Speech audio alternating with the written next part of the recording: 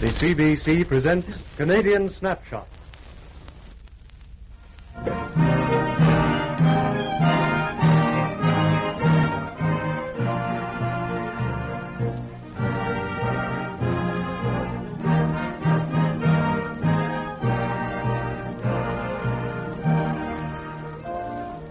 Canada, its people, its romance, its good humor, and its colorful attractions caught by the lens of the radio camera as it sweeps once more across a nation's vast panorama. And an orchestra playing special music under the conductorship of Samuel Versenholm.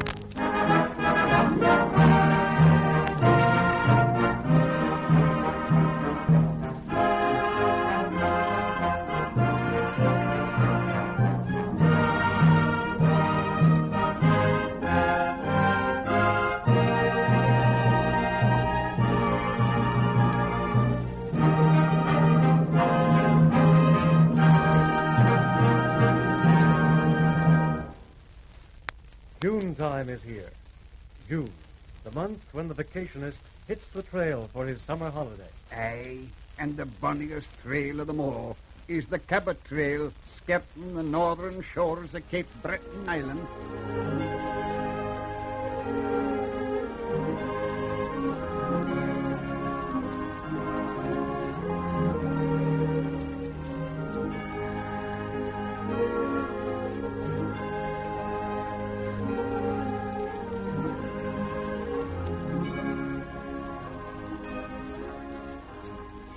Cabot Trail begins beside the lovely waters of the Bador Lakes at the village of Badek. Badek, forever sacred to the memory of that great genius and benefactor of the human race, Alexander Graham Bell. On the slopes of the beautiful hill Ben Braid, he built his summer home, and on its summit he directed that he and his wife be buried. When I die, lay me on the top of Ben Braid, that I may sleep forever under the blue skies of Cape Breton, and hear the sound of the golden waves of Brador lapping against the shore.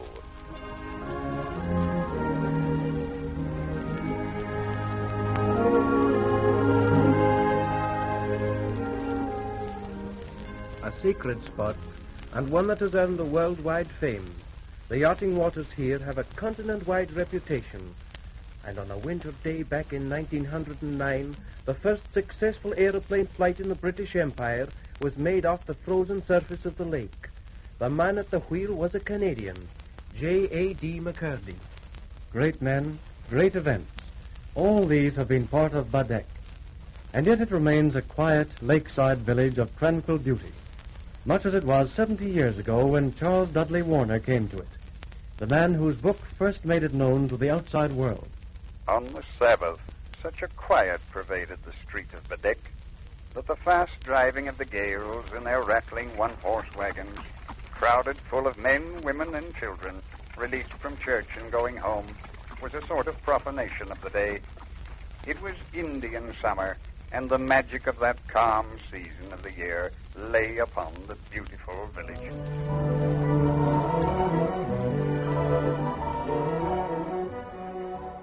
Yes, we spent a beautiful holiday in Badek back in those summer days of 1873. An interesting holiday, too. There were always plenty of quaint characters to talk with in Badek. For instance, the man I met on my visit to the rural jail of the town. The dreadful prison house, as the Scotch people called it. But a more inviting place to spend the summer in, a vicious person could not have. The keeper of it was an old, garrulous, obliging man and kept codfish tackles alone. I think if he had had a prisoner who was fond of fishing, he'd have taken him along as company on the bay in pursuit of mackerel and the cod. If the prisoner had taken advantage of his freedom and attempted to escape, the jailer's feelings would have been hurt, and public opinion would hardly have approved the prisoner's conduct. Anyhow, the jail door was hospitably open, and the keeper invited me to enter.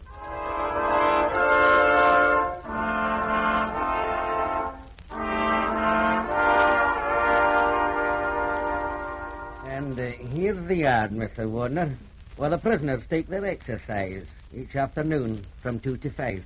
Do you mean, Mr. McDonald, that you have to keep guard over them for 3 whole hours? That seems very wearisome. Well, there's no need of watching over them. No prisoner would try to escape. But the holes in the fence, any enterprising pig could go through them. They're a strong temptation. I'll grant you that. They're a very sorry sight, Mr. Warner. But at the next court, I shall ask the commissioners to stop them up. you can... We've got to keep out the dogs and cats. Oh, of course, yes. You must keep out the dogs and cats. By the way, have you any prisoners here at the moment? We one, Mr. Warner. A pleasant man he is, too. A carpenter put in jail on suspicion of stealing a buffalo robe. He's still amongst us, sir, but he's not so anxious for his term to end. Not anxious to get out of jail? In heaven's name, why? Well, suppose you come yourself and ask him. Well, thank you, Mr. MacDonald. I shall. This way.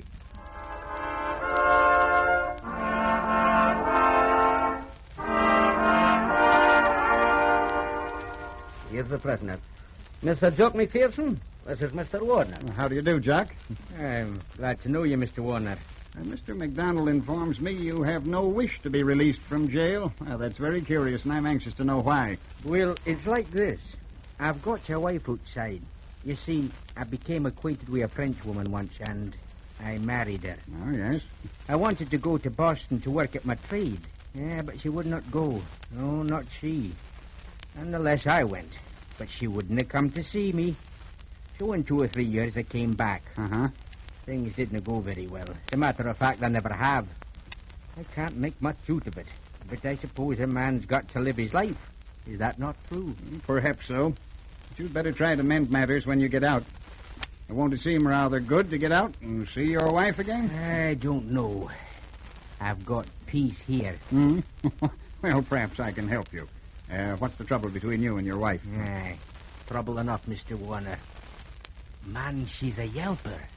Aye, she's the lewdest yelper this side of Scotland.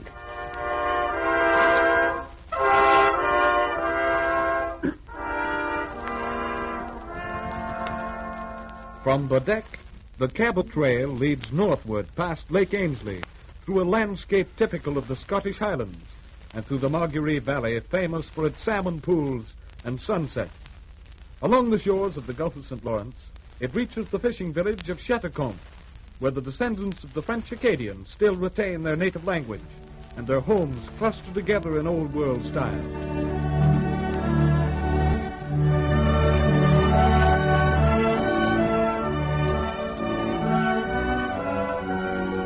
The French women of Chateaucomte retain a rare skill in old handicrafts, too.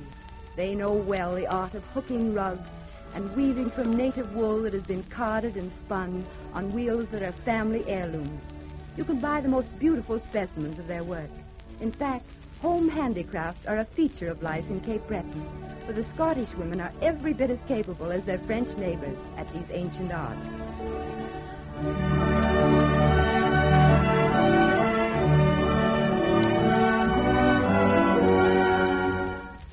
A little beyond Chateaucomte, the Cabot Trail enters the Highlands National Park, one of the 2 new maritime members of Canada's family of national playgrounds. 400 square miles of rugged, untamed mountain area.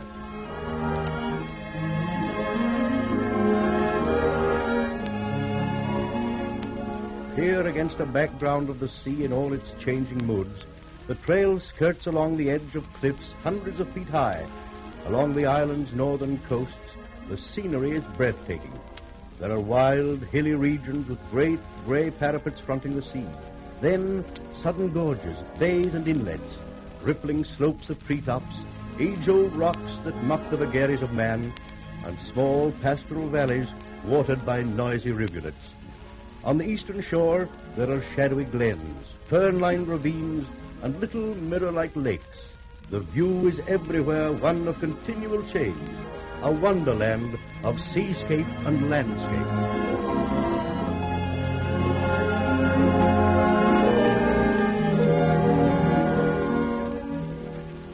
The park is but newly opened, but there are opportunities in plenty for fishing of all kinds, hiking, boating, bathing, and motoring along the 60 miles of the Cabot Trail within the park.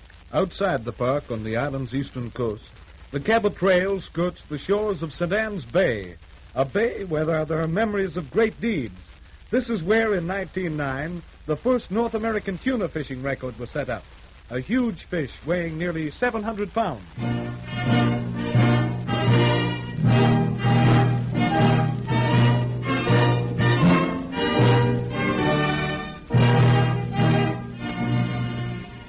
Aye, and memories of great men, too. Have you never heard of Angus McGaskill, the Cape Breton giant? He's buried in the bay at Englishtown. He stood 7 feet 9 inches in height and weighed 425 pounds. McGaskill toured the world with Barnum and Bailey Circus, and his partner was the celebrated General Tom Thumb, the famous midget, who would dance on the giant's hand, which was 6 inches wide and 12 inches in length. There are many stories told about his feats of strength, but one of the best is that about his meeting with a bragging boxer. But let me read about it in the quaint words of his biographer, another native of Cape Breton. One day, at the time when McGaskill's fame was dawning, a renowned fighter put in his appearance. McGaskill soon suspected something, but made no remarks. He entertained the stranger in true Cape Breton style. Will you know, hey, another sip of the tea, Mr. Hogan? I don't mind if I do now, Mr. McGaskill. Don't mind if I do. So, you're the biggest and strongest man alive. Aye, that's what the folks say, Mr. Hogan. And that's just what I've come to prove, Mr. McGaskill. Perhaps you're the greatest fighter, too? That's a matter of doubt, Mr. Hogan. Well, it won't be a matter of doubt any longer, McGaskill. I'm here to fight you. You compliment me, Mr. Hogan, but I'm no fighting man. I'm a devout Presbyterian, and our religion teaches that pugilism is an abomination in the face of God and fraught with many evils. Sure it is now. Especially for them that fights with me. Maybe you don't feel like fighting me.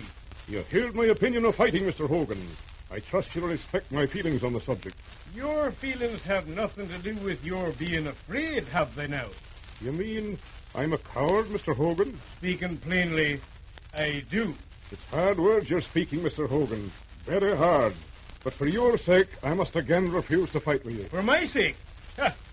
It's your own hide you're after thinking about. The Cape Breton giant's afraid I'll beat him.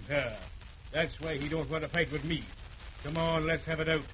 I'll show you who's the greatest fighting man in these here parts. Aye, very well, Mr. Hogan. I shall fight you. We'll go out in the fields. Will you now follow me? I'm coming, Mr. McGaskill.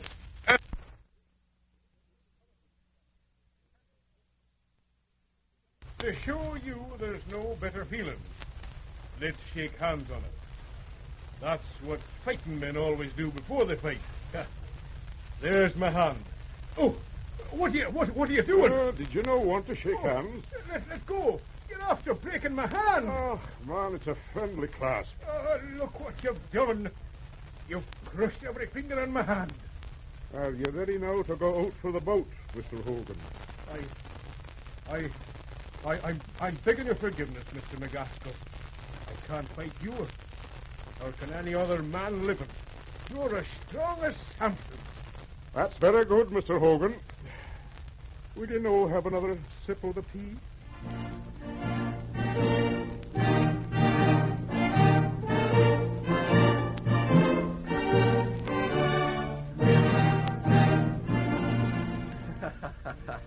Such was Angus McGaskill, a man whose size, strength, kindness, virtues, and exploits will long be remembered. In his own realm of greatness, he was the Bonnie Charlie, the Wallace, the Bruce, the Napoleon Bonaparte, the Marshal Ney, the Wellington, the Nelson, aye, the Robert Burns, or the Washington of his countless friends, according as they happened to be impressed by the different phases of his greatness.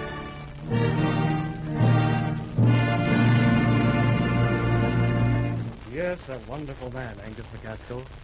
The echo of his giant footsteps must still be heard along the shores of St. Anne's Bay. But there was another wonderful thing that happened here. From St. Anne's Bay set sail a vessel on one of the most remarkable voyages ever made by man. More than 100 years ago, the Reverend Norman MacLeod had a quarrel with the Church of Scotland, and he came out to Nova Scotia with his congregation. They settled first of all at Pictou, but later they moved to St. Anne's. The minister was a strong-minded man who ruled his flock like one of the patriarchs of the Old Testament. He was over 70 years old when a letter came from his son Donald in Australia. This letter was to change the whole course of their lives.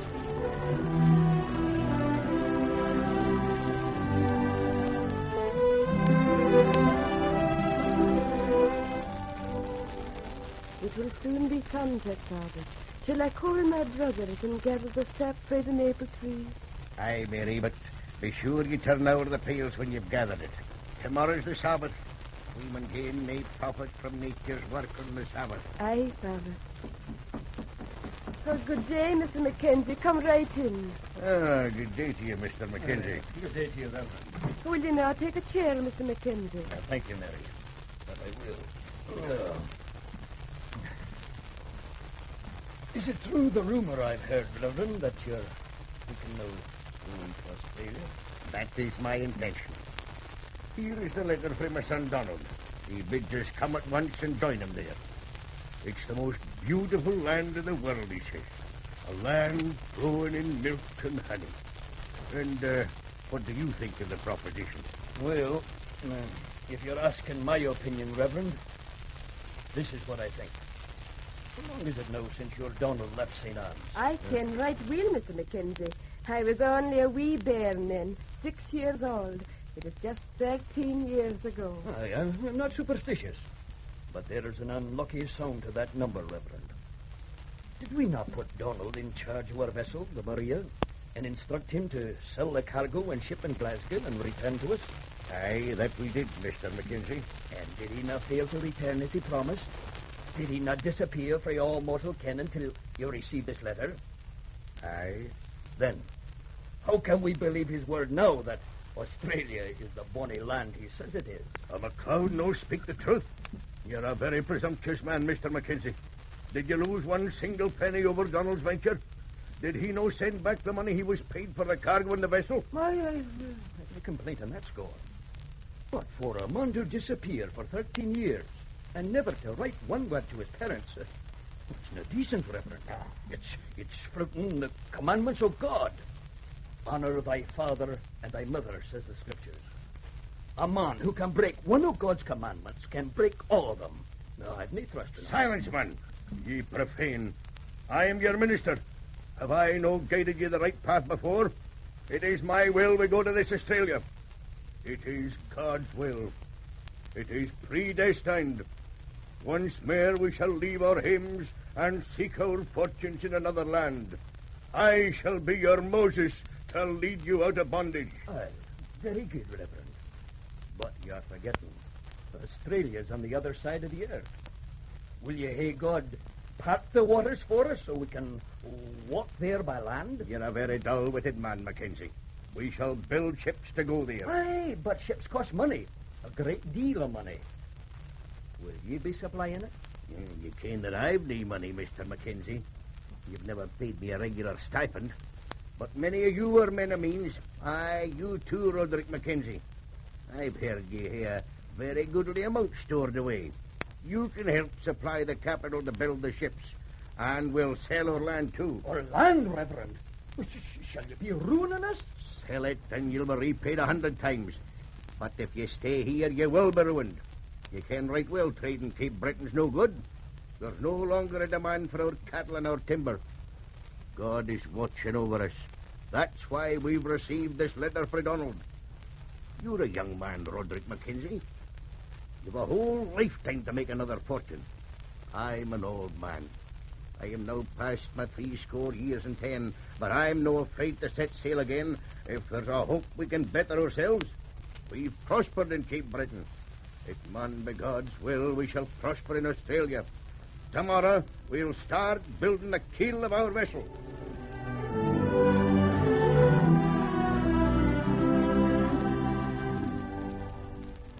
And so the men of St. Anne's felled trees and built the 500-ton bark, the Margaret. On October the 28th, 1851, the minister, his family, and 130 of his people set sail for Adelaide, South Australia.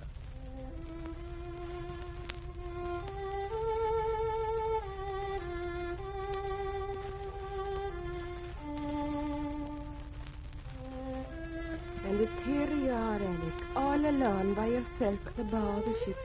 You seem very thoughtful tonight, Alec. Aye, sister. You harried my heart truly. Oh, that's no hard task, Alec.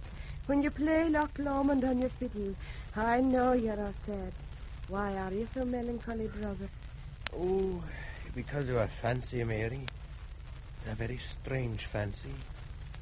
I feel I'll never reach the promised land. Oh, dinna you think on such a thing, Alec. Father's been taking observations of the sun all day. He says we're almost there. Aye, I heard them, Mary. I ken well I'll reach Australia, but not the promised land. Is not Australia the promised land we're sailing to? No, your destination is no there, Mary. You'll go to another land, but I'll no go with you, Mary. I'll no go with you.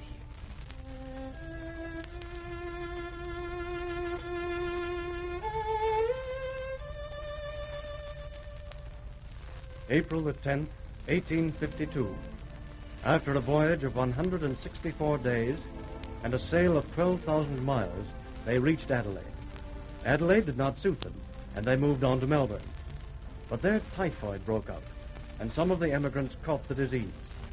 Among those who died was Alec, the minister's son. Once more they sailed on, this time to another island, New Zealand. On September the 1st, 1854, the first of MacLeod's emigrants landed at Waipu in North Island, New Zealand. And there, beside the white beach, where the majestic kauri trees looked down, they cleared the land, sowed the grain, and planted their vegetables. Today, the descendants of those courageous Cape Breton emigrants who made that unbelievable voyage across 12,000 miles of water live on, some of the most valued citizens of this great dominion under the Southern Cross.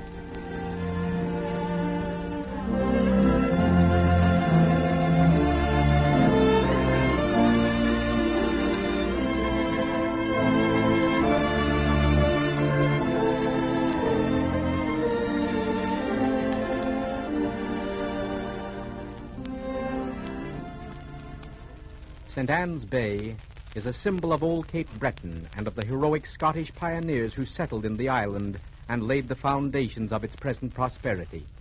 Cape Breton's future is assured, and part of that future must surely be the Highlands National Park. Though the park's development is still in its early stages, work is already progressing to make it one of the finest of Canada's national parks. Administration buildings are being erected within its limits. A magnificent golf course is being constructed, and modern camping sites and tennis courts are also being provided. The Cape Breton Highlands National Park is destined to become one of Canada's most up-to-date vacation playgrounds, just as the old Scots tune Loch Lomond has become the theme for this light-hearted version.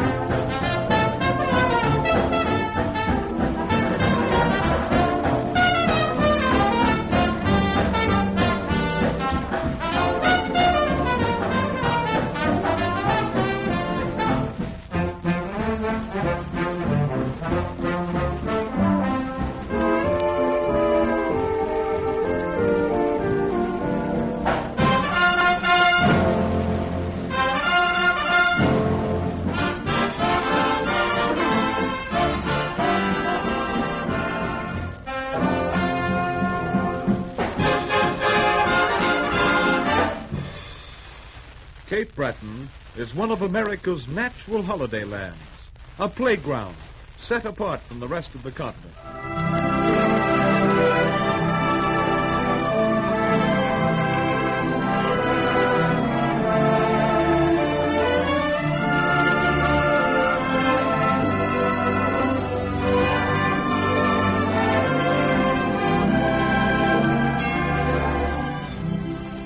In Cape Breton are found the peace and quiet of hill and glen. The encircling sea tempers the atmosphere and provides nights of cooling rest. Here, Gaelic is spoken, and legend holds firm. There are beautiful vistas of lake and valley, age-old ramparts of rock battling the tides, ever-changing panoramas of sea and valley and upland, the spectacular Cabot Trail, the ruins of mighty Louisburg. There are fishing villages to explore, hill paths that call to the hiker, streams athrill with trout and fighting Atlantic salmon, deep sea waters alive with giant swordfish and tuna. Here, too, is the picturesque Highlands National Park, offering views which are the experience of a lifetime. Here, hurry is forgotten. Here, visitors linger. And you, too, will linger if you spend your holiday in Cape Breton.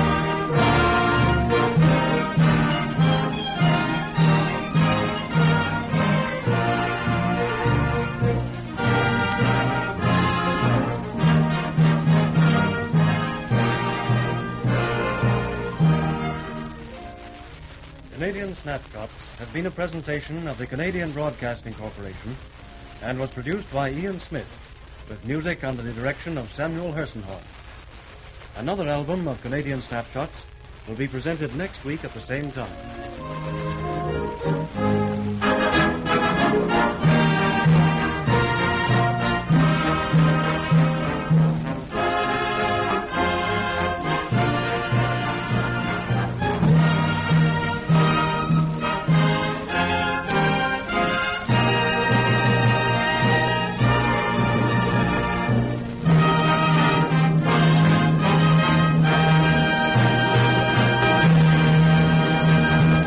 Ici, Radio Canada. This is the Canadian Broadcasting Corporation. The CBC presents Canadian Snapshot.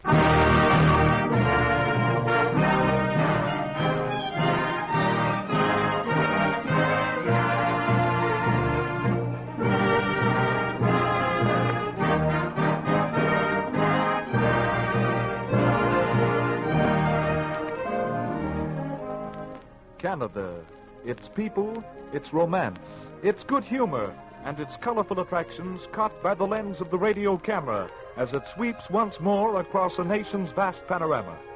And an orchestra playing special music under the conductorship of Samuel Hersenhorn.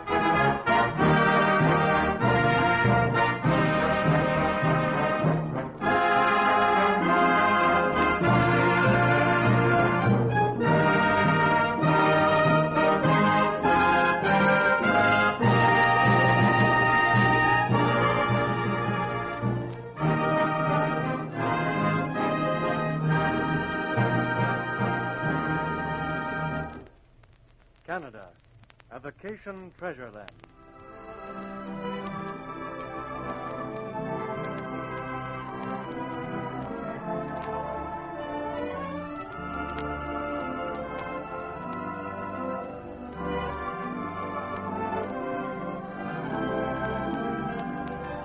Gold, the sunshine of long summer days and sandy beaches where lazy rollers creep in from the sea.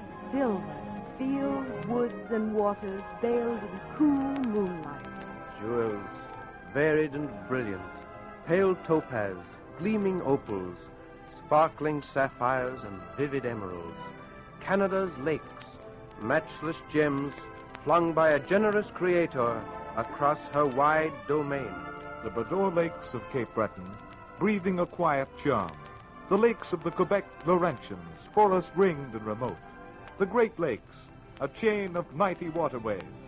And the lofty lakes of the Rockies, mirrors of all the beauties of white cloud and blue sky.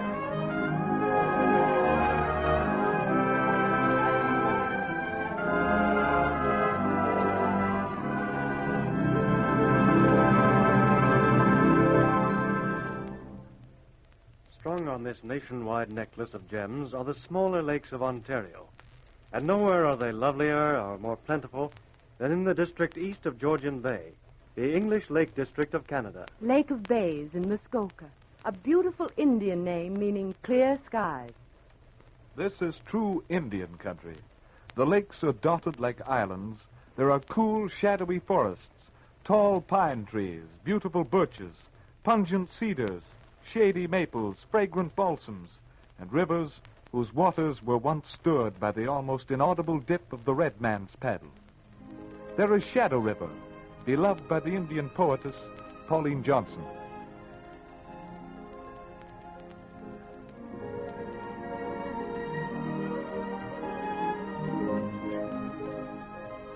A stream of tender gladness, of filmy sun and opal-tinted skies, of warm midsummer air that lightly lies in mystic rings, where softly swings the music of 1,000 wings that almost turns to sadness.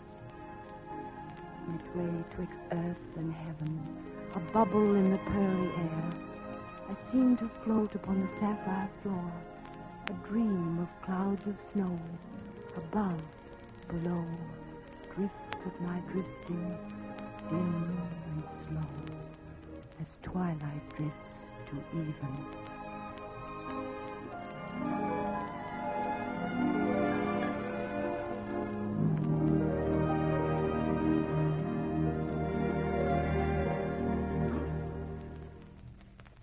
The lakes are divided into two sections, the Muskoka Lakes proper, and to their east, the Lake of Bays region, Lake of Bays, Peninsula Lake, Fairy Lake, Mary Lake, and Lake Vernon, superb bodies of fresh water, whose gateway is the town of Huntsville. It's easy to reach Huntsville, too, as it's on a main line railway running from Toronto to North Bay, while motor roads reach it from 4 points of the compass.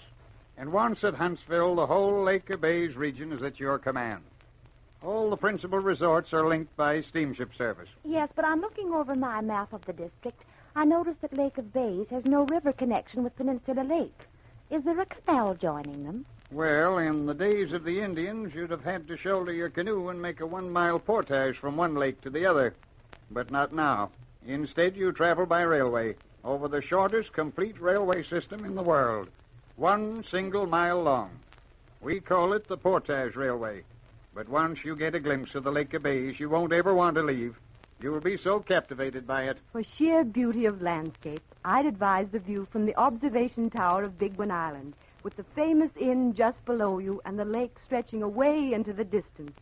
Hundreds of visitors make the ascent up this tower by means of its spiral staircase, and they are well rewarded for their climb.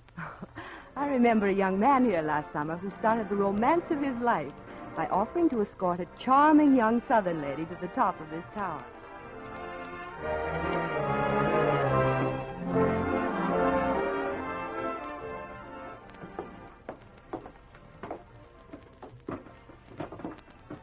Watch your step there, Miss Jefferson. This is mighty nice of you bringing me way up here, Mr. What did you say your name was? Morrison. Just call me Jack. Oh, thank you, Mr. Morrison. Folks down in Georgia call me Josephine. Phew. I'll just have to stop to catch my breath. Is there no end to this climb? You're sure we do come out somewhere? Oh, yes. I've never climbed anything steeper than a terrace before. Well, you're doing fine. Just a few more steps now, and we'll be there. Here, take my hand. Your arm would be more help, sir. Ah, here we are on the platform. Right on top of the world. Just look. Was Georgia ever prettier than this? Prettier? Oh, it's just too wonderful. Were we way down there? Mm-hmm.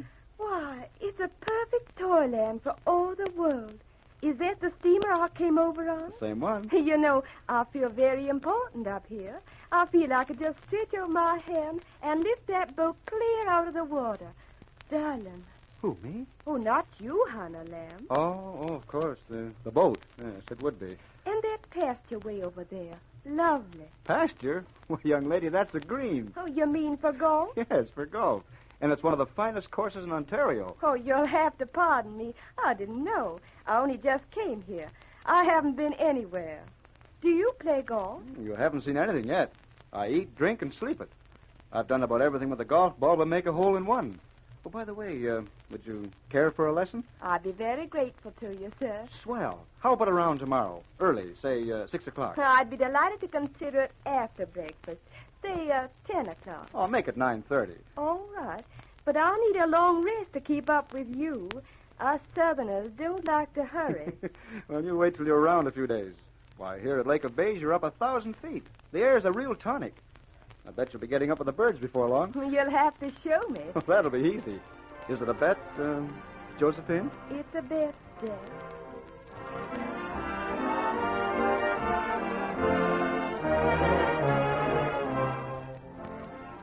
Joel, that was only the beginning of that courtship.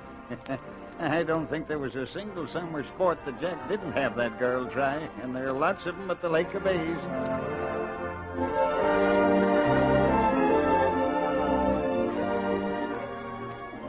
Good shot, Josephine.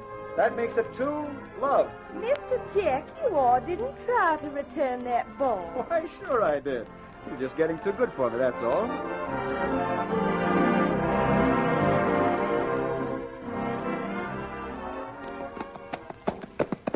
I'll race you to the top of the hill. Oh, just you try. Horse racing's right in my blood.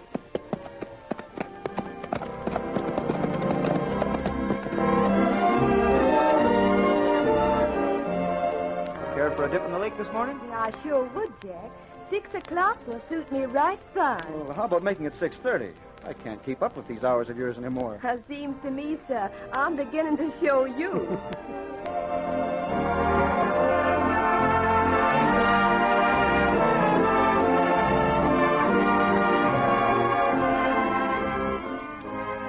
I sure loved that last dance, Jack. I enjoyed it too, Josephine. Especially having it with you. Oh, you mustn't be saying such nice things to me.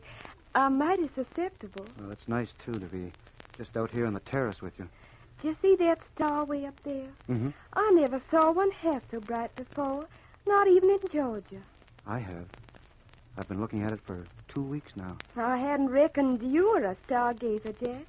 Where's that star you've been looking at? Why, it's right here beside me, holding my arm. Do you mean me by any chance, honey lamb? I mean you, darling. Beautiful word, darling. Say it again. I love it. Darling.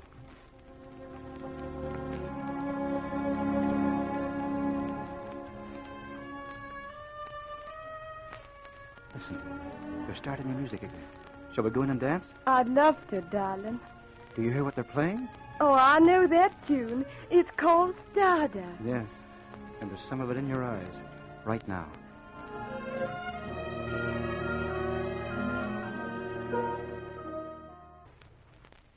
Lake of Bays is a treasure world whose coffers are stored with the rich delights of every outdoor summer sport.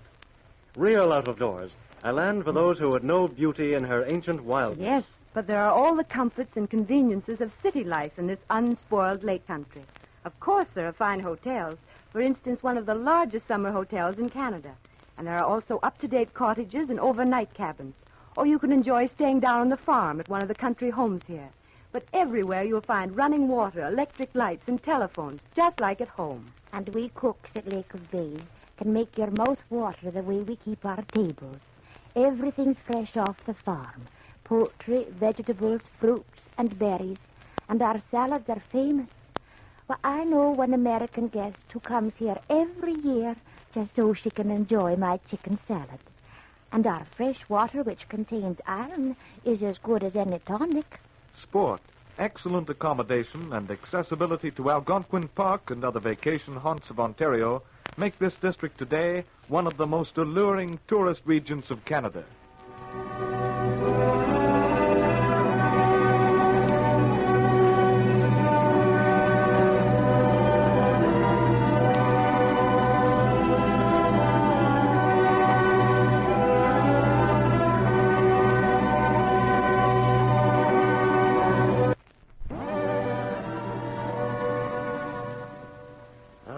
Lake of Bays today, but when I came out here from England in the last century to clear a farm for myself, nobody would have dreamed of spending a vacation here. but it was as beautiful then as it is now. I shall never forget my first steamer trip from Gravenhurst to Bracebridge. The scenery was glorious, and as we wound our way in and out among the islands and up the river, I really felt as if Earth could not exhibit anything more wonderful. There was not a ripple on the water, and the reflections of rock and woodland and sky were perfect. Occasionally a small cottage was to be seen peeping from the dense foliage, but for the most part, on all sides was primeval wilderness. The handiwork of man was hardly to be seen in the way of clearings and buildings. We passed immense booms of logs tied to the shore, guarded by wise-looking cranes which stood gazing soberly into the water, waiting for a swift peck at some passing fish, or stalking in a solemn manner up and down the logs like wary sentinels. Now and again a loon would bob up unexpectedly near the boat, give utterance to its weird cry, and dive out of sight. Or a flock of gulls would rise in a body from some rock and follow in the wake of the steamer in search of stray fragments of food thrown out from the cook's quarters.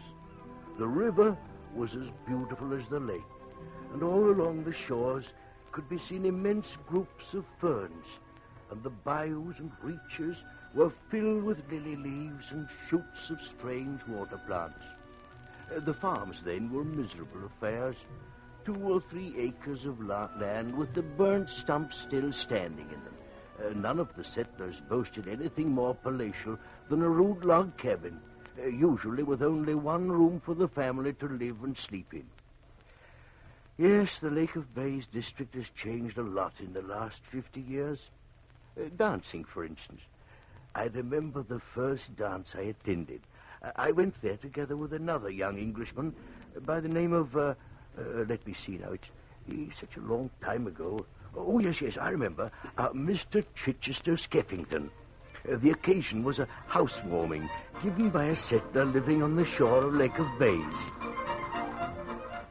The party nearly ended in the undoing of my friend Skeffington. It was this way.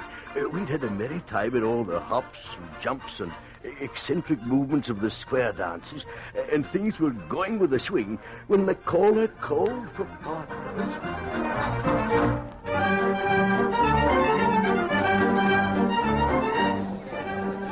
Kiss her on the floors next. Now come along, girls. Pick your partners. Great Scott, Hawkins.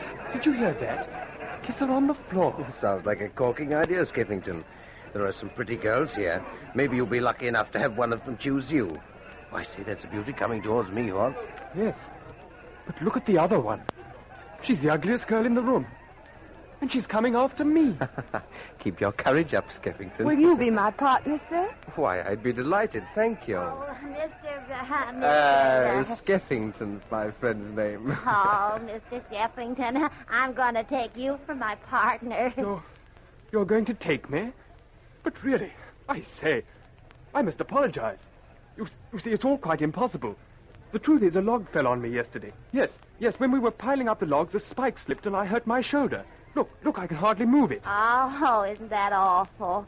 Oh, but it don't matter. Not for kiss her on the floor. Now, you sit down on the bench, and when we're finished dancing, I'll be waiting for you. I'll be waiting for you. She'll be waiting. Phew. Now I'm in for it, Hawkins. What am I going to do? What are you going to do? Why, go through with it, of course. And kiss her. Do you mean to say I have to kiss that? It looks like it, doesn't it? I say, the girls are dancing about the room in couples. Yes, it's delightful, don't you think? It has an air of real Arcadian freshness. Reminds me of the days of the Maypole.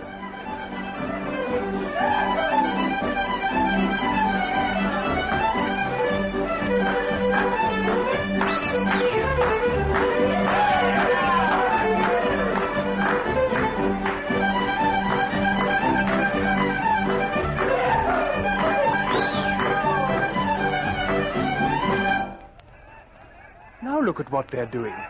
They're spreading handkerchiefs on the floor, and they're kneeling down in front of them. Come along now, gentlemen. The ladies are waiting for your kisses. Good Lord, Hawkins. We have to kneel on the handkerchiefs. Yes, it's delightful, Skiffington. Now come along now and claim your kiss. Oh, Mr. Skaffington. Oh, I feel so bashful-like. There. Oh. Well, first kisses are over. Now, gentlemen, pick your partners. Oh, Mr. Skaffington, I'd like you to be my partner again. But, miss, I'm undergoing a dreadful ordeal. It's most excruciating. Oh, Mr. Skaffington, you use such fine words. Oh, please be my partner again, just this once. Oh, really? I must be leaving for home now. Oh, Mr. Skaffington, I believe you don't want me for a partner. Miss, you've hit the nail right on the head. I do not. Well, I'll tell George on you. George, did you hear what this man said to me? No, I did. What did he say? He said he don't want to be my partner. Oh, he don't, eh? Say, young fella, where was you brung up anyhow? This gal's my sister, and if you don't dance with her for a spell, I'll knock some daylight into you, see? Oh, yes, I see. Oh, well, miss, come along then. Let's have the agony over as soon as possible. Agony? Oh, he uses the loveliest words, don't he, George? I'll be waiting, Mr. Skaffington.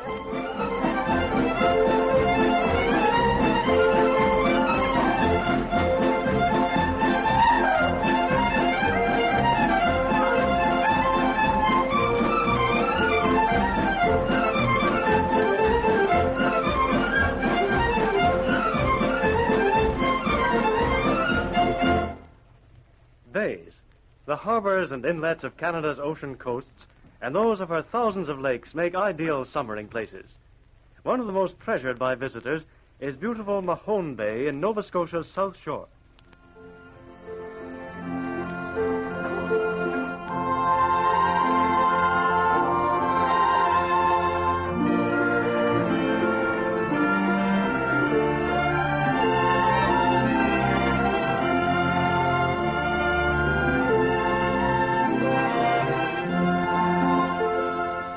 Mahone Bay has been called the vestibule of heaven. Its waters are of enchanting loveliness. Quaintly formed picturesque islands lie everywhere, peacefully looking up at the sky. We blue noses living on Mahone Bay say there are 365 islands, one for every day in the calendar. But some folks that don't live here say there are only 359. Rank heresy, we calls it. We'd sooner die first than admit it. Mahone Bay is a bay of beaten gold encircled by emerald woods, an ideal setting for a treasure island. And there is a treasure island here in Mahone Bay. Oak Island it's called, because of the fine oak trees on it. And there's real treasure on it, so folks have said that have dug for it. And you know, sometimes when I look across at that island as the sun's going down, I can see the ghosts of old Captain Kidd and his pirates burying their treasure chests.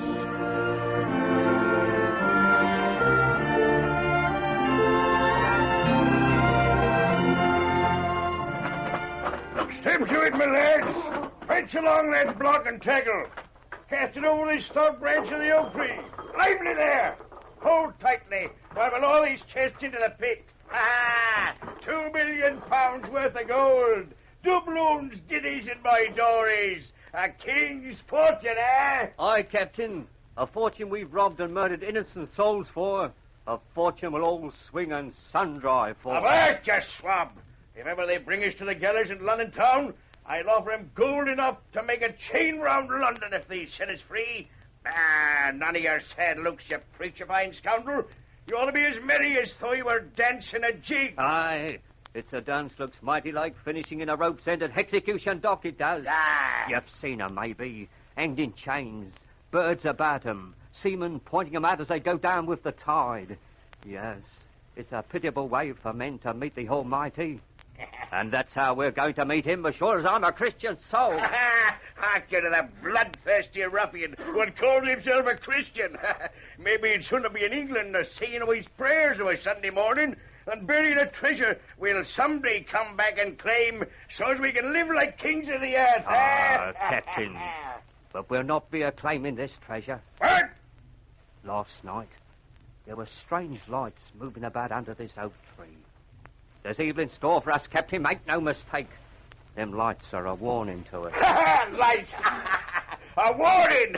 Captain Kidd can beat any craft that sails the seven seas. Come, the devil himself. He'll never take me to the gallows. Lower me, lads. Lower away there. Lower away.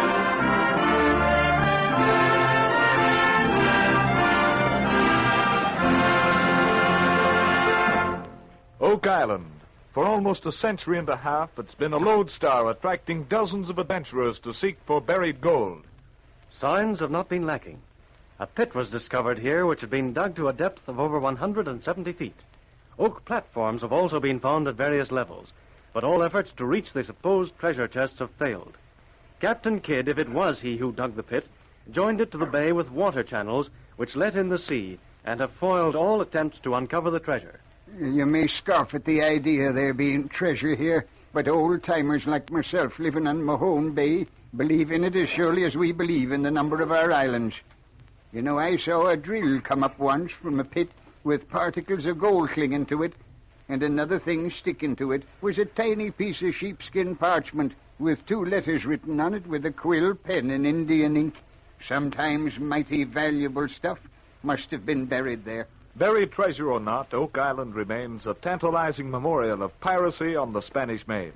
With the shore curved like an old cutlass, making a sheltered cove for landings, it well might serve as an ideal illustration for Treasure Island. But Mahone Bay contains other treasures than those of legendary gold hidden by buccaneers.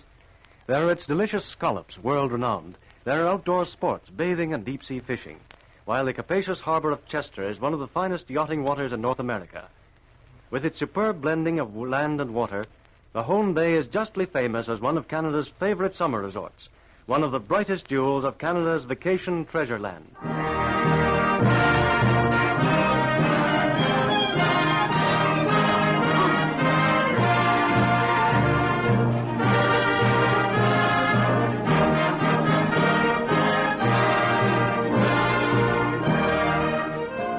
Canadian Snapshots has been a presentation of the Canadian Broadcasting Corporation and was produced by Ian Smith with music under the direction of Samuel Hersenhort. Another album of Canadian Snapshots will be presented next week at the same time.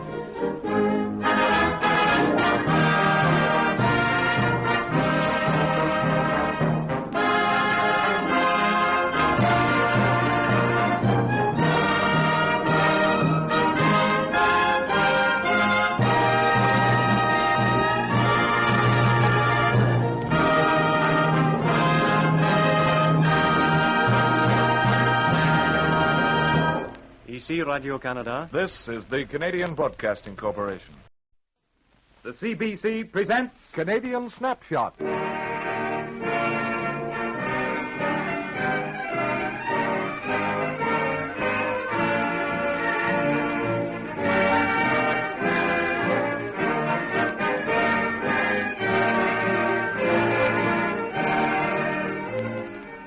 Canada, its people, its romance, its good humor, and its colorful attractions, caught by the lens of the radio camera as it sweeps once more across the nation's vast panorama, with music also by one of Canada's native composers.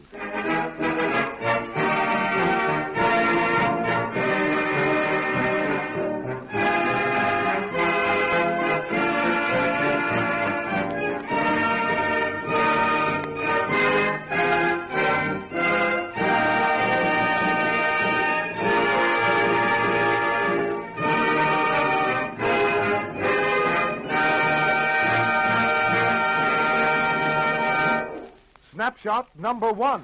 We turn our camera upon one of Canada's maritime provinces, New Brunswick. On the north, Quebec. On the west, our friendly next-door neighbor, the state of Maine. On the east, the Gulf of St. Lawrence. And on the south, the tides of the Bay of Fundy.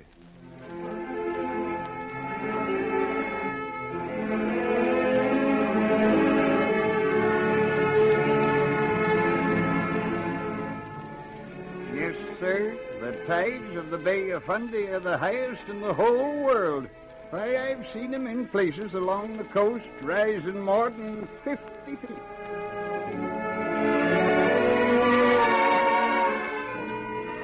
At my hometown town of Moncton on the Petticodiac River, you can see the tidal bore, a solid wall.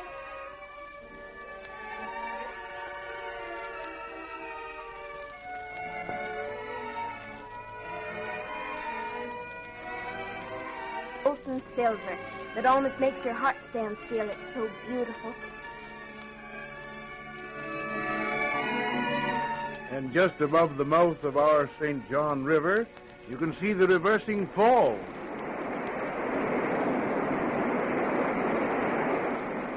They're the queerest thing you ever saw. Flowing down to the sea at low tide and flowing back inland when the tide sets in. And right in the St. John Harbor, you can land salmon the like of which you never hook anywhere else. Don't you believe it? Up here in the north of the province on the Restigouche River is the place for you seasoned fishermen who want the thrill of landing real beauties. Yeah, but what about our Miramichi River? Yes, and the Upsaquitch. Yeah, and the Pissaquid.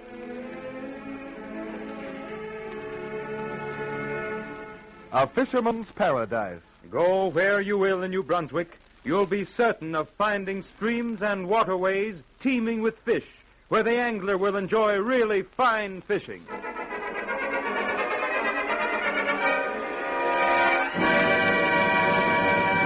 Snapshot number 2. The scene of this view is the dining table of a modest boarding house in Huntsville, one of Ontario's foremost winter resorts.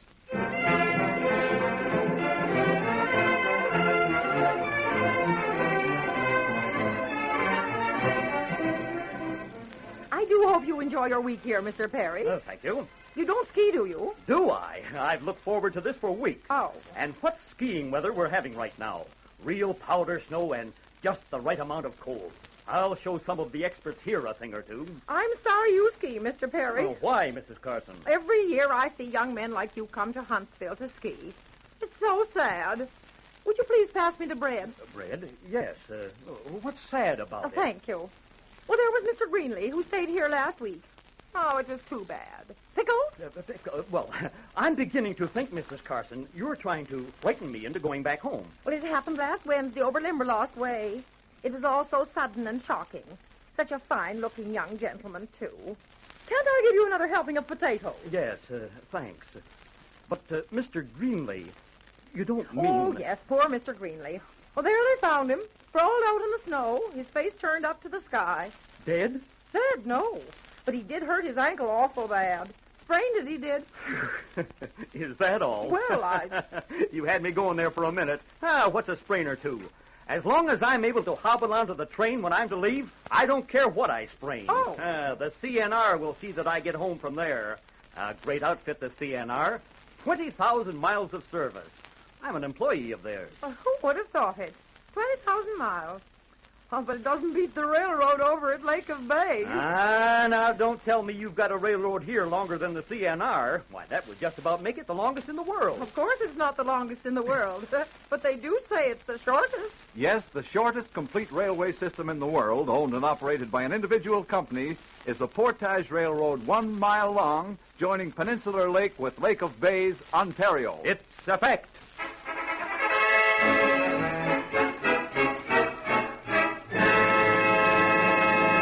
Snapshot number 3. Tonight's representative among Canadian composers. Hector Grattan, 35 years old, Montreal-born, is a well-known figure in the musical circles of Canada's metropolis. He has caught the spirit of the French-Canadian folk tunes and has blended with his own individual style to express something new and unique in Canadian music.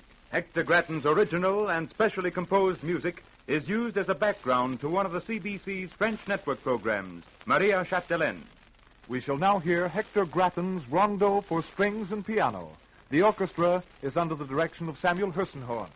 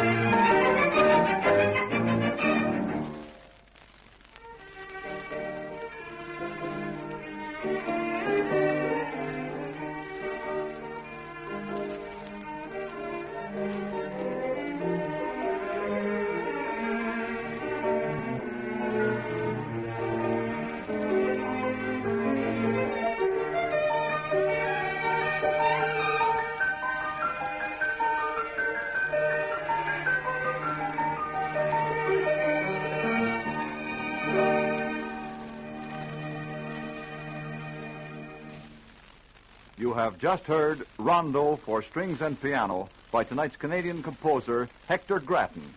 Snapshot number 4. Canada, the land of the maple. The United States, the land of the stars and stripes.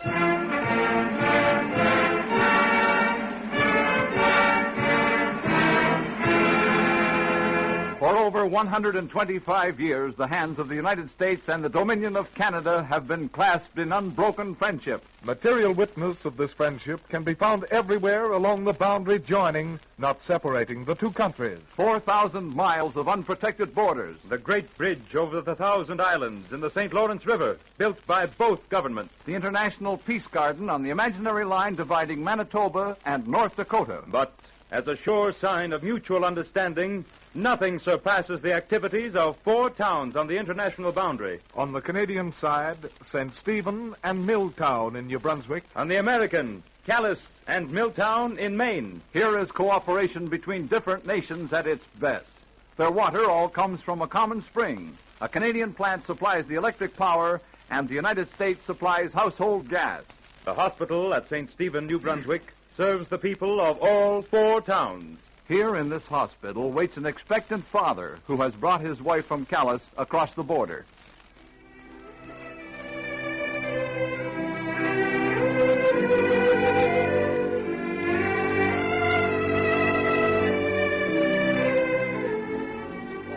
Nurse. Yes, Mr. Norris. What's happening, nurse? Nothing as yet, Mr. Norris. Oh. Now, do be patient, Mr. Norris. Everything's all right. All right? You know, I've been waiting here for over 6 hours, and you say it's all right. Gosh, if you'd only let me see her or something. Well, if it'll relieve you, I'll go inside and inquire. Well, here's one of our interns, Dr. Carroll. He'll look after you. Dr. Carroll, this is Mr. Norris. His wife is about to have a baby. Oh, congratulations, Mr. Norris. Have a cigarette? No, thanks. I don't smoke. Oh, it doesn't matter. It'll quieten your nerves. Have one. Light? First one, eh? Just about. I never cared for them. Oh, not the cigarette. The baby, I mean. Oh, yeah. Kind of worried about it. You know how a fellow feels. Oh, sure. Mm-hmm. Do you think it'll be a boy? You never can tell. Chancy little things. But you won't be disappointed. Oh, I kind of wished it to be a boy. So I'd be sure the family name would be carried on. Well, maybe we'll know now. Here comes Miss King again. Anything happened, nurse? It's all over, Mr. Norris. Oh. Your wife came through it splendidly. And congratulations. It's a boy. Oh, did you hear that, Doctor? Did you hear that? Oh, it kind of awes me. To think that I, Jack Norris, have added another citizen to the United States. And don't forget, Mr. Norris, another citizen to Canada, too. You don't mean it? It was twins? Oh, no, Mr. Norris. But your boy, being born in Canada of American parents, will have dual nationality. Yes, a child born in Canada of American parentage automatically acquires the right of United States citizenship as well as Canadian. Is that right? Yes, it's a fact.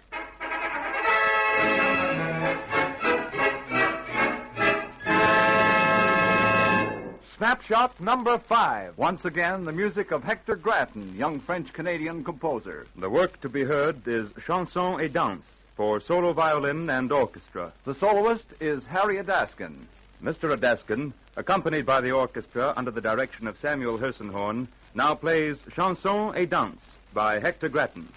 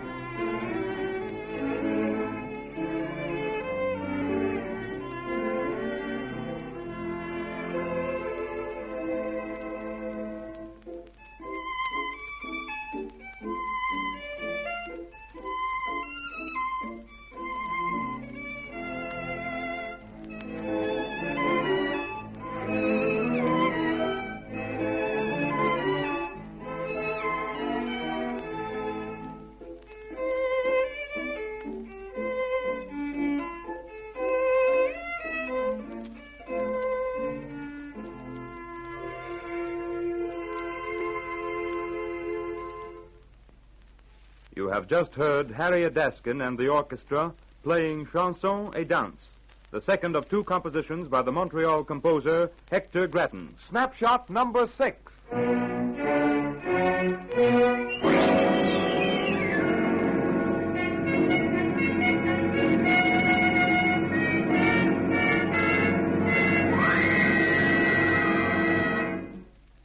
Each year, thousands of sportsmen travel with gun and guide into the far-flung hunting grounds of Canada. Such a hunter and guide we now find at the end of a successful day sitting around a campfire. Oui, monsieur. That was one fine moose you shoot today, Mr. Young. The antler, the horn, you know, it must have spread, well, more than 7 feet, eh? No, Jacques. No exaggerating. Let's say 5 feet. Oh, bon Dieu. I never see bigger animal than this. Never, Jacques? Well, no, except the grizzly bear. That's the biggest animal you can hunt in Canada, you know. Would you believe it, Jacques? I once hunted an animal that was much, much bigger. Oh, well, maybe you go hunting in Africa for elephant, no? No, it was right here in Canada. This animal was 100 times larger than your grizzly bear. 100? Oh, no, you make a joke, eh? Hey, what do you use to hunt him? Field cannons? Huh? No. All we used was spades. Oh, you dig him up, eh? That's an animal that live in the ground? That's maybe a prairie dog, huh? No, it wasn't a prairie dog we were hunting, but it was on the prairies in Alberta, along the banks of the Red Deer River. You see, the animals I'm talking about are dead, have been for millions of years. They call them dinosaurs, and you have to dig if you want to hunt them. You hunt dead animal? Well, that sounds crazy to me. But not so crazy to the scientists who have dug for them. For over 40 years, the Red Deer River Valley in Alberta has been famous for the fossil remains of dinosaurs, the huge prehistoric monsters who once roamed this part of Canada. Notable collections of these remains can be seen in many of the fine museums in Canadian cities.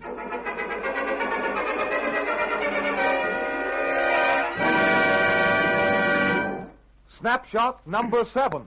This week's prize-winning actuality, sent in by Mrs. A. Lawson of 10908 Plaza Boulevard, Montreal North.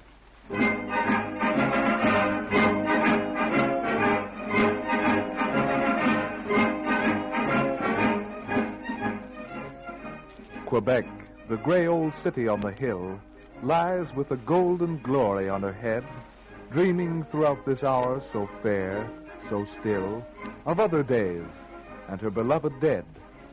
Quebec, that has witnessed the most stirring scenes in Canadian history beneath her ancient citadel is a city where the romance of the past lurks around every corner. Tonight, through the eyes of our special events department, we shall look around one of those corners, and there we shall find the narrowest street in all Canada. This unusual snapshot was taken in Quebec City. It's a fact that we're speaking to you at this moment from the oldest and narrowest street in Canada's oldest city, a street called Sous le Cap in the very heart of Lower Quebec. Those of you who know Quebec will, of course, know Sous le Cap, for it's famous as a point of interest to visitors. But for those of us who don't know it, and there are a lot of interesting points that we don't know, we're going to spend the next few minutes finding out what we can. In the first place, Sous le Cap means under the Cape, and certainly that name suits the street perfectly. It's at the very foot of the great towering Cape Diamond, famous as the site of Quebec City's first fort, and famous today for the massive structure of the Chateau Frontenac, which towers high over us. The very first thing you notice when you enter Sous le Cap is its narrowness.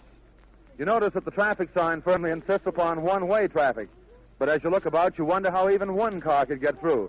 And as a matter of fact, there's about, 3 or 4 inches clearance in some spots and no more. Well, then, the narrowness of the street is the very first thing that strikes you the minute that you come into it. And then another thing, the second thing that strikes you, I think even before you've had a chance to look around, is the youngsters, children who actually live on this street and who make a point of running after you and asking in their own unique way for pennies. Matter of fact, we're surrounded by children right at this moment. Maybe you've been noticing that, and already I think we've handed out quite a tidy sum in coppers. But the children aren't at all offensive. In fact, there's something rather appealing about them. And although this is, I think, definitely one of the underprivileged parts of the city, the kiddies themselves are healthy enough-looking specimens and make quite a picture wrapped up in thick winter clothes. And then, as you walk along the street with about a dozen youngsters trailing along right behind you, it sort of gives you a Pied Piper of Hamelin feeling, and quite a pleasant one, too. But so much for the children right at the moment. Right now, we've been walking along, and right now, we've stopped in front of one of the few stores which have access to Sous le Cap. Actually, I'll see by looking up the sign, this is Mr. Messier's store. And actually, this is the back door, because the store runs the width of a block and fronts on St. Paul Street, which is just to the south of us.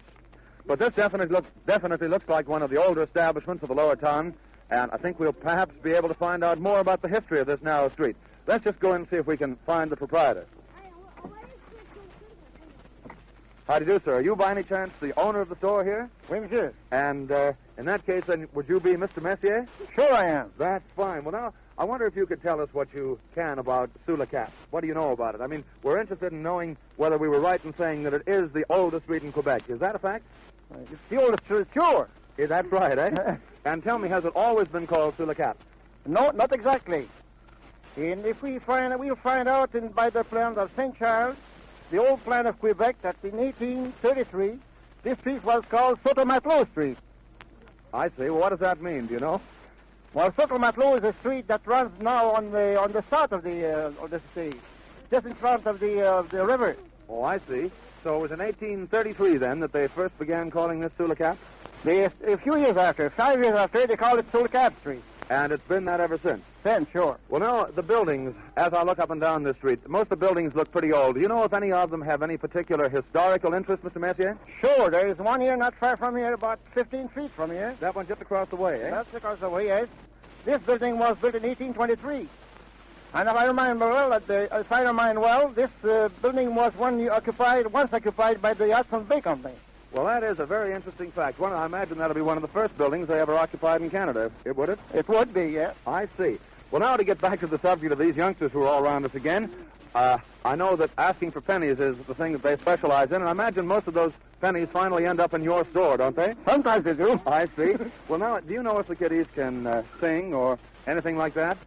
Oh, sure they can sing. Well, look, I wonder if you'd talk to them. I can't speak enough French, I'm afraid, but you talk to them, ask them if they'll sing for us right now, and we'll see if we can find some pennies to give them afterwards, eh? All right, I'll try. Okay. Chantez vous autres, les gars, là.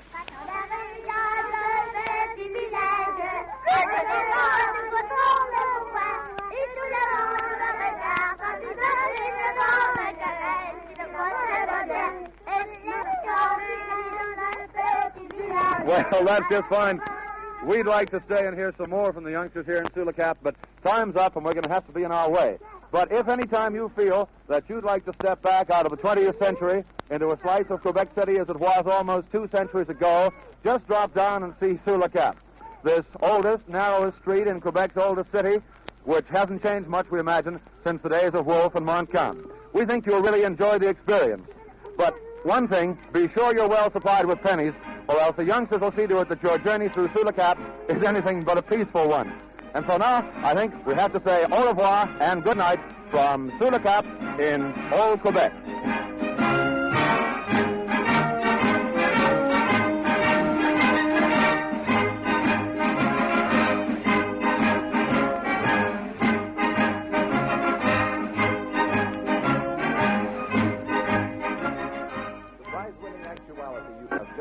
Was the suggestion of Mrs. A. Lawson.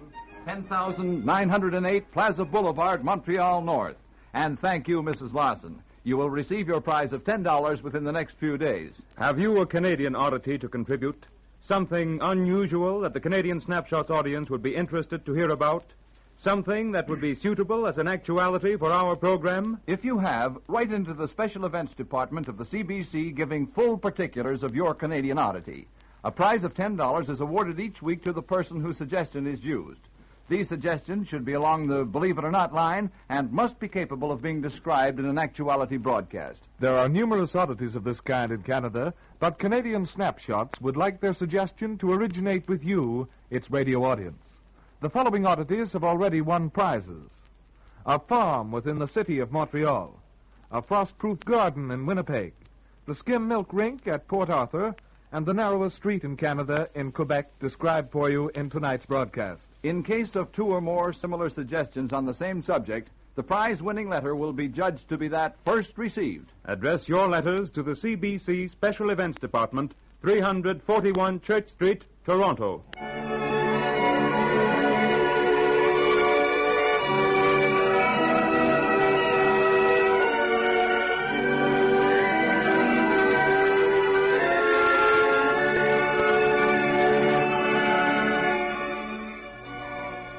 Even in wartime, Canada is not neglecting her welcome to visitors. But the war is just my difficulty.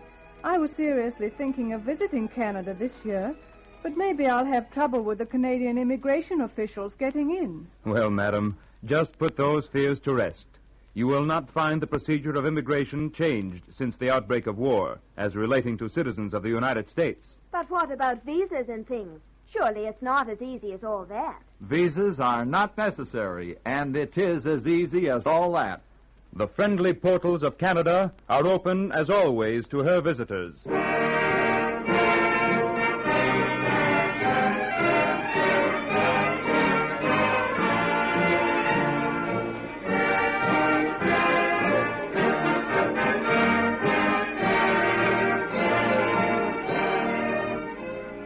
Canadian Snapshots has been produced in Toronto. The orchestra, featuring music by a Canadian composer, was directed by Samuel Hersenhorn. Another volume of Canadian Snapshots will be heard next week at the same time.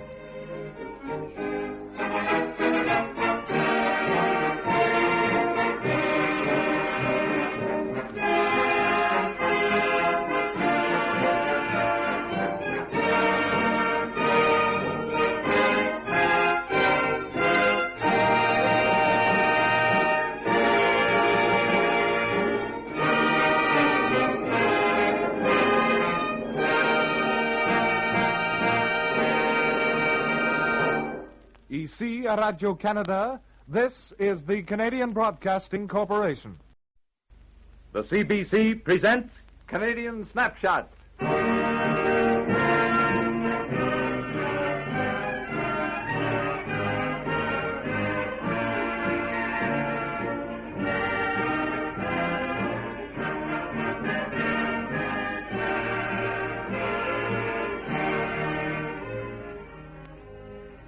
Canada, its romance, its color, its good humor, and its absorbing interest, caught by the lens of the radio camera as it sweeps once more across a nation's vast panorama. Music also from the pen of one of Canada's native composers.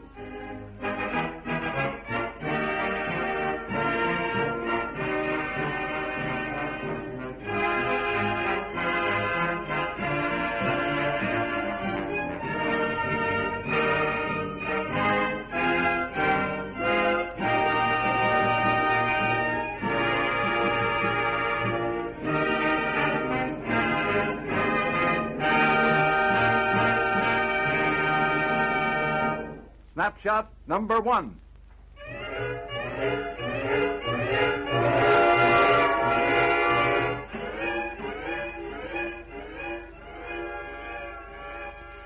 A scene on a train just after crossing into Canada by way of Niagara Falls.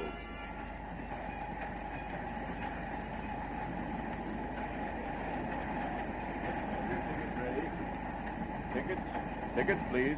Here you are, conductor. Thank you. Toronto, eh? That's right. First trip to Canada? Oh, no.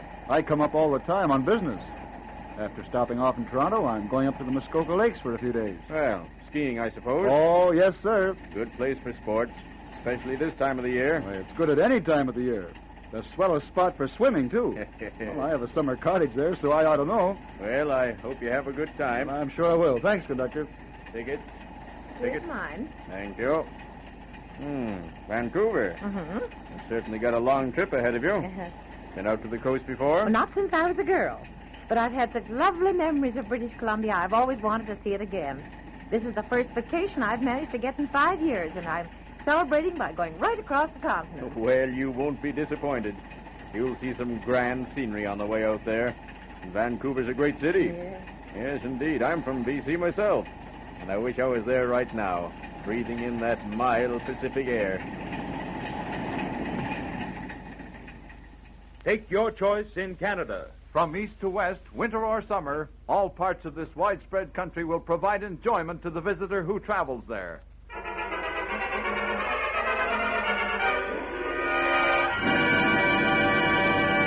Snapshot number 2. A picture that at first sight looks like a double exposure. A visitor comes to Glace Bay, Nova Scotia.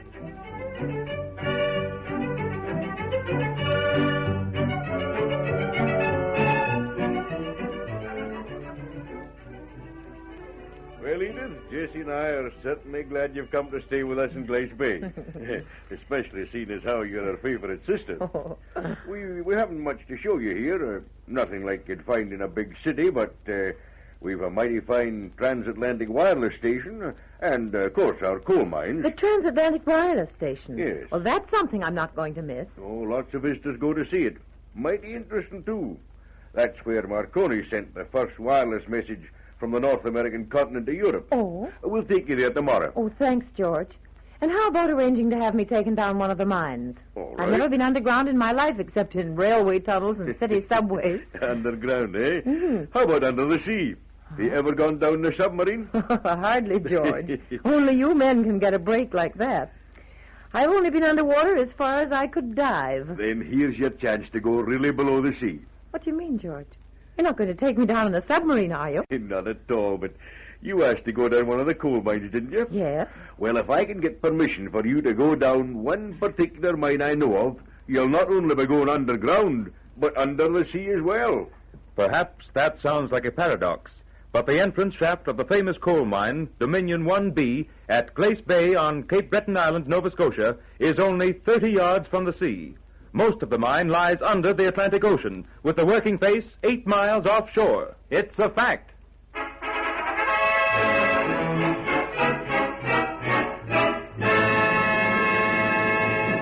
Snapshot number 3. Music from tonight's Canadian composer. Mr. Lawrence Goodwill, young 19-year-old Vancouver musician. Mr. Goodwill is last year's winner of the scholarship awarded annually by the Canadian Performing Rights Society, which entitles the winner to a year's study at the Toronto Conservatory of Music. Tonight we shall hear one of his compositions originally written for piano and especially orchestrated for Canadian Snapshots. March by Lawrence Goodwill, played by the orchestra under the direction of Samuel Hersenhorn.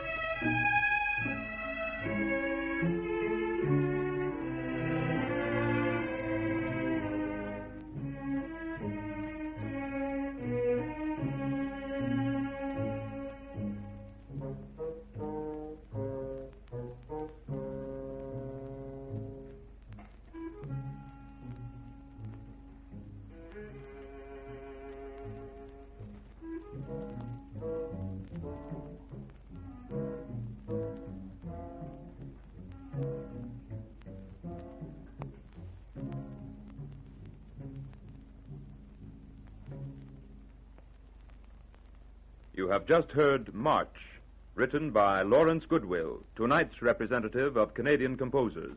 Snapshot number 4. One of the romantic regions of the continent. The Cariboo, the vast inland territory of British Columbia. To this great area have flocked all types of men. Men seeking gold, men seeking furs, and men merely following the crowd. And after them, the hardy settler, seeking a home and a stable living.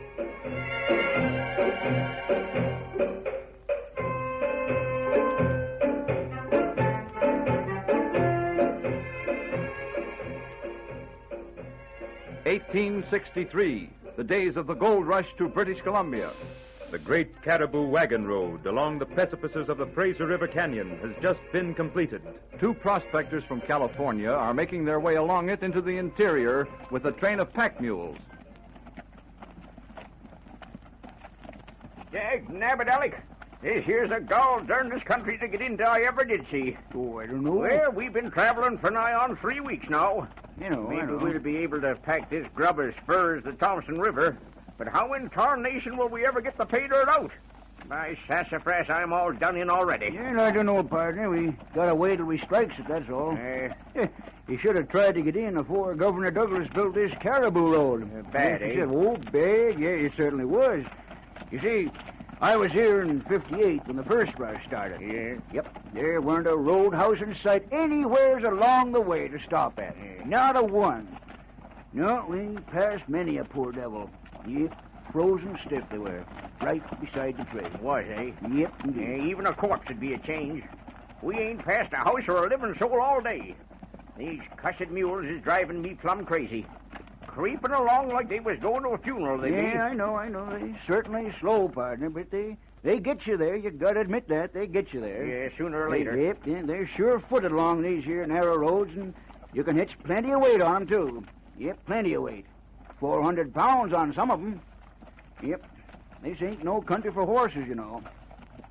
Best be careful now, partner. Another 100 yards ahead there. We'll be going around that bend in front of us, eh? Yeah, I see it. I got my eyes open. That's fine. I'm watching, Alec. Hey, sweet spirits of lighter. What's the matter? Holy smokes. What's the matter? By crikey, partner, am I seeing things? Where? What's that clear-looking animal ahead of us there? Coming around the road with a hump on its back. Where? I don't see it. Where? Well, it's certainly queer-looking. Look. Where? Oh! Yeah, I see it. Why, it looks like an animal I saw once in a storybook. I think they use them on the deserts in Africa. A camel. Yeah, that's what it is, a camel. Sure as my name's Alec Brown, it's a camel. Sure is fantastic looking. Maybe they live here, too, huh? Hey, you did you get a whiff of that smell? Sure do. Who knows? Can't trace it. Cantankerous, ain't it? Sure is. Say, look out! Stop them! The mules is turning back! The wolf! Whoa there! They're breaking loose! Hold them, Joe! Hold them! Get away from me! Hold them, Joe! There they go! Dead, damn it, there goes all our drumming supplies,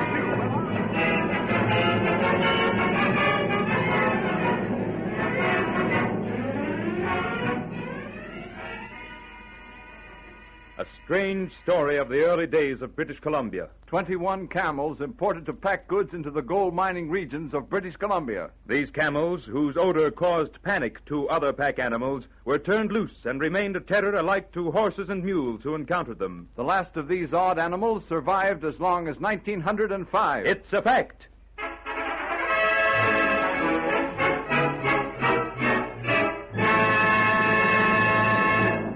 Snapshot number 5. Sent to us by Miss Eleanor Henry, a little 9-year-old girl of Hamilton, Ontario. Canada is the home of many natural oddities, some of which have already been presented by Canadian Snapshots. The magnetic hill near Moncton, New Brunswick, where the illusion is created of being at the foot of the hill when one is really at the top. The reversing falls of the St. John River, also in New Brunswick. Rapids formed by the narrow mouth of the river. At low tide, flowing toward the ocean. At high tide, flowing inland. Canadian Snapshots now brings you another oddity, the Burning Springs at Niagara Falls, Ontario. Tonight, we take you there where the Special Events Department will explain all about it. So now, over to Niagara Falls. Good evening, Canada. I am speaking to you from under the Falls View Observation Tower overlooking the Niagara Cataract at Niagara Falls, Canada. The Falls View Observation Tower is a large building with a glassed-in promenade on the roof from which thousands watch one of the world's 7 wonders. But though it is an awe-inspiring sight from here, it is not with old Niagara that we are concerned tonight. Instead, with something beneath this very observation tower. After you enter in the front door of the building, directly to the right is another door on which is lettering which reads, The Old Burning Spring. I am standing in front of this door, and beside me at the moment is Mr. Martin Gurin, who acts as guide to the many visitors who come to hear and see proven this old Indian legend of the water that burns. In just a moment, I'm going to ask Mr. Gurin to take me through that door. But just before we carry on, I'd like to tell you the story of the Burning Spring. The old Burning Spring is said to have been discovered by the Indians nearly 200 years ago. How the Indians discovered that the water burned is very interesting indeed. The youngest chief of the Chippewa tribe at that time was Sparkling Water, a boy of 17 summers who one day, accompanied by a band of warriors, went afar on a hunting expedition.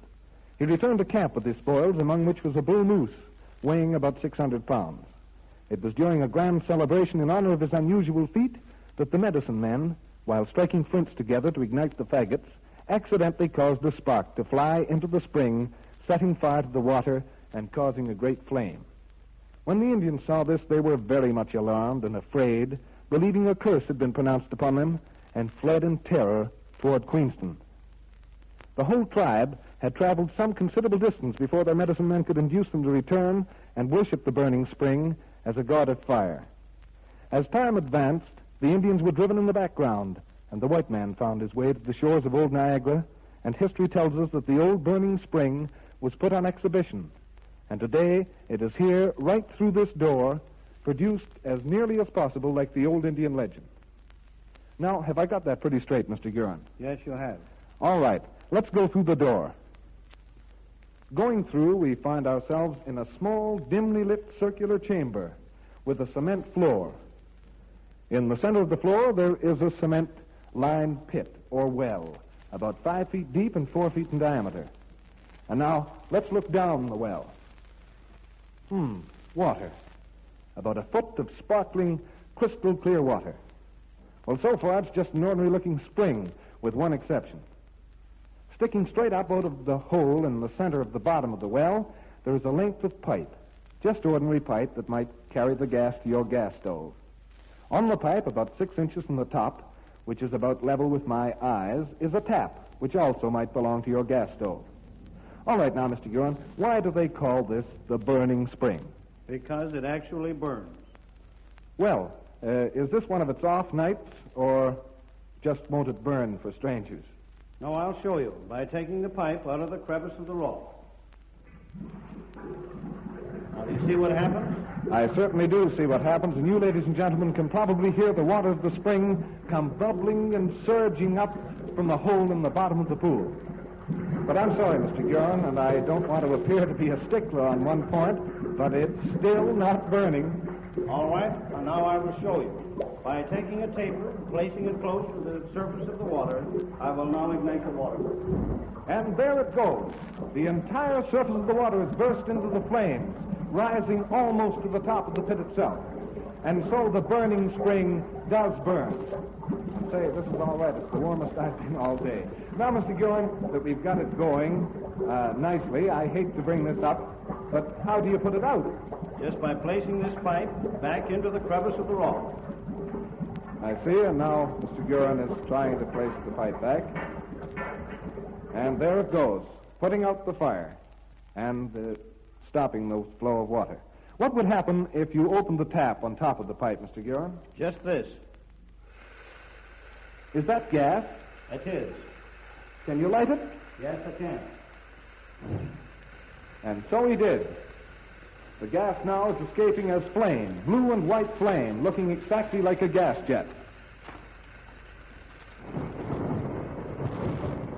The peculiar thing about this burning spring is that the blue flame is the coldest part of the fire. All the fire and the heat is contained in the white part of the flame. You can put your hand or a piece of cloth through this blue flame, and it will not burn or mark you in any possible way. And that is the reason for it being put on exhibition. Well, thank you very much indeed, Mr. Martin Guerin, for this visit to Canada's own burning spring. And this concludes, ladies and gentlemen, one half of Snapshot number 5 from Niagara Falls. To complete the exposure, we take you now to Hamilton, Ontario. Good evening. Possibly you're wondering why Snapshot number 5 is in 2 parts tonight. But as regular listeners know, we have offered for some time on this program a $10 prize for oddities sent in and used on the program. Now, the winner of tonight's story of the burning springs at Niagara Falls, Ontario, sent in a little script on child's stationery with a picture of a little dog imprinted on the top. The script was printed with lead pencil, and when it came across the desk in Toronto, we were struck by its wording, inasmuch as it was a complete, condensed, dramatized script of the spring at Niagara. After a decision, we figured out the young lady who sent it in must be possibly 7, 8, or possibly 11 years of age. And it brought home the fact that radio, although still young, has taken hold to the extent that the little people in this world of ours are beginning to understand its operation. So therefore tonight, sitting here in Hamilton with me, is a little lady whose name is Eleanor Henry. And Eleanor tells me she's 8 years of age. Now, Eleanor and I are going to try and reenact what she thought would explain the burning springs in her little script, which Daddy or Mother Henry didn't even know she was mailing to us. So we've got this little script here, and Eleanor and I are going to read the parts. And Eleanor was just clever enough to put in this script a boy and his father rather than the girl. So, Eleanor, let's just read this little script here. If we make a noise with the paper, why, that isn't going to mind either. So I'll start up here at the top here now. Boy with his father going around the pool, etc., at Niagara Falls, and he comes to the Burning Springs. What do you call this? Why, this is the Burning Springs. Why do they call it that? Well, that's because the water comes up and burns if you strike a match. Have you got a match? Mm-hmm, I have. Will you strike it? Yep, just a minute. There we are now.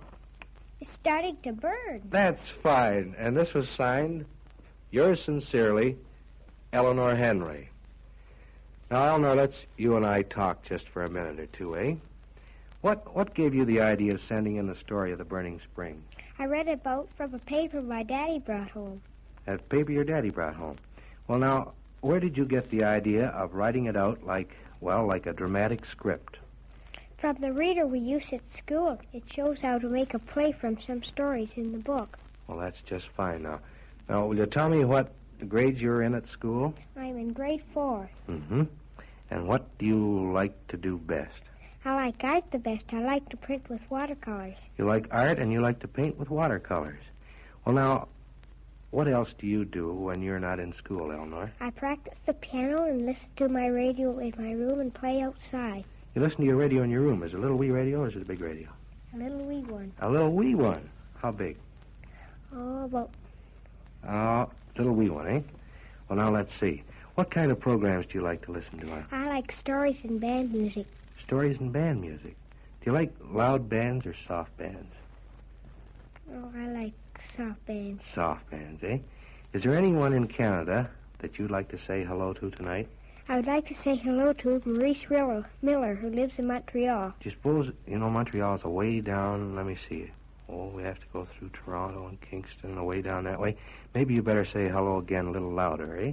I would like to say hello to Maurice Miller, who lives in Montreal. Maurice Miller, who lives in Montreal. Well, Eleanor, I've got an envelope here. And in this envelope, I'm going to open it up. And I want to give you something. Wait till we see if I can get it out of here. Now, that's the next thing. See what this says? What's that say right there? Does that say your name? Who's that? Is that Eleanor Henry? And where do you live? On 96 Paisley Avenue North. In Hamilton, eh? And it says $10. Will you take that from me? Thank and you. Thank you very much for sending in your little script. Thanks very much. Now, I just want to take a few moments that are left here at my disposal to thank listeners for the hundreds of encouraging letters and ideas which have been sent in regarding Canadian Snapshots to our Toronto office. Many letters have been sent in and have mentioned the fact that they consider this their program. Well, audience, if that be your wish, most certainly we can make it just that by carefully constructing the program to your liking. In many instances, suggestions have been sent to us already that have been part of previous Canadian Snapshot programs. Therefore, if you feel that your suggestion is being neglected, it may have appeared on a previous program, as I have mentioned. Then, too, we have received many letters with the same idea in mind. And naturally, to arrive at a decision as to who's to be the winner, we have taken a letter with the earliest postmark and will award the prize money on this basis. Now, a word to new listeners on this program. May I say that if you have an oddity in mind, which you think would be suitable as an actuality broadcast on this program, please write. Your suggestions, and I can assure you this is right from the bottom of my heart, are always appreciated. Because in Canadian Snapshots, we've departed from the usual way of broadcasting. It's snapshot pictures, it's Canada. So if you've got an idea and it's used in an actuality picture, we'll send you $10 for your trouble. And by the way, it's not necessary to write a script on the subject you have in mind. Just jot down the idea, and if feasible, we'll do the rest. And our sincere thanks again for all your letters. The address, by the way, to send your letters is the CBC Special Events Department, 341 Church Street, Toronto. And now, Sammy Hersenhorn in Toronto, I was going to get Eleanor to sort of start the music back there to finish off our program. but you've got a name that's unpronounceable to a child. I'm not kidding you, honestly.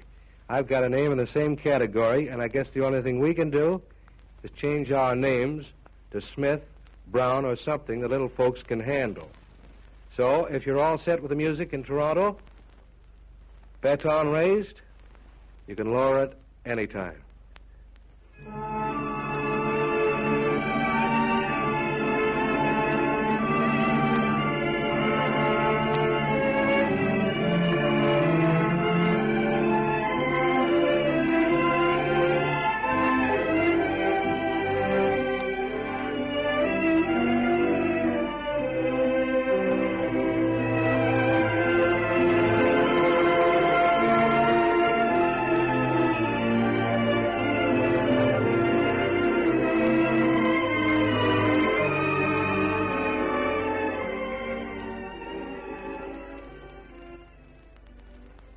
Thank you, Niagara Falls, and thank you, Hamilton, for a real double exposure picture brought to Canadian Snapshots.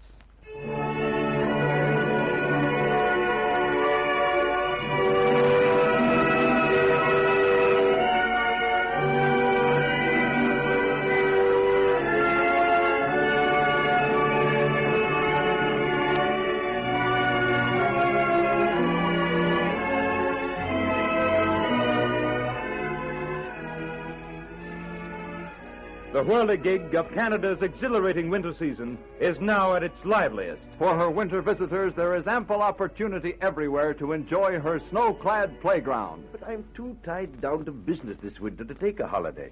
With the children at school, I can't possibly get away at this time. If you are prevented from visiting Canada this winter, you may come instead this summer, and you'll find that Canada then is equally attractive as a summer vacation land. So plan ahead for a trip to Canada.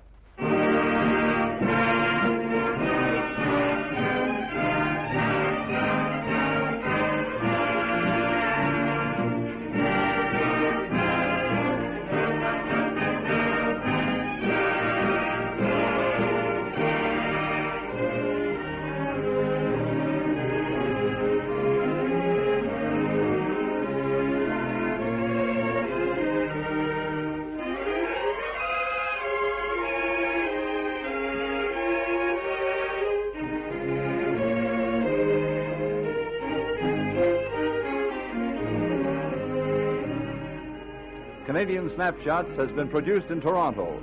The orchestra, featuring music by a Canadian composer, was directed by Samuel Hersenhorn. Another volume of Canadian Snapshots will be heard next week at the same time.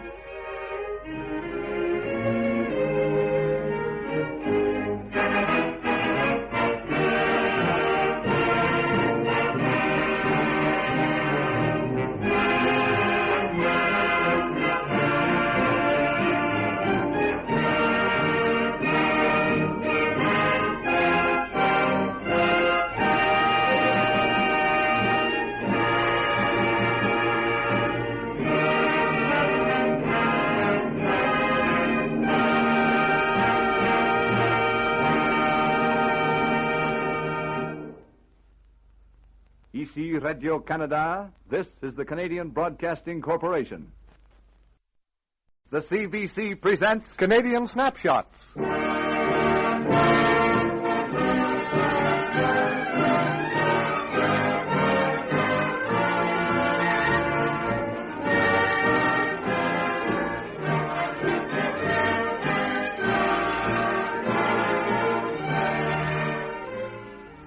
Canada.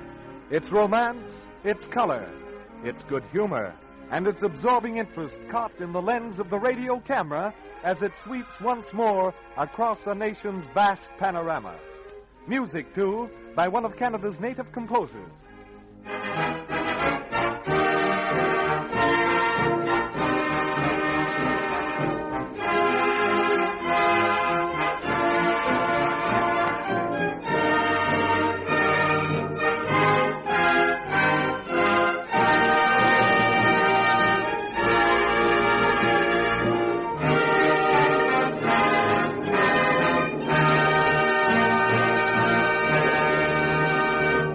Snapshot number 1. A view of Canada's winter season taken from a feminine angle.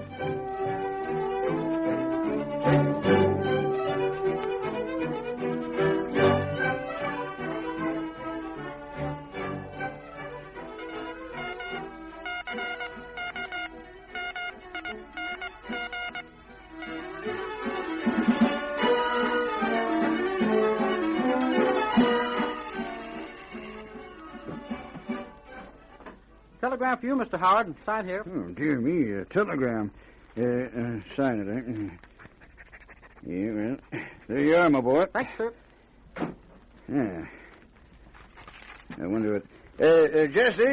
Jesse, come here. It's a telegram. I'm coming. There's nothing wrong, is there, Steve? Well, it depends how you look at it. Your sister Sarah's coming to pay us a visit on Friday. Well, for goodness sake. After all my invitations, Sarah's really coming to Yorkville. It sort of looks that way, Jesse. Yeah. What's that about Auntie Sarah coming to see us? Oh, boy. Yes, Tom, and I want you to be on your very best behavior. And above all, keep your face and hands clean. Oh, why do I always have to be clean when visitors is here? Ain't visitors the same as other people? Never you mind. And don't go shouting around the house, scaring everybody out of their wits.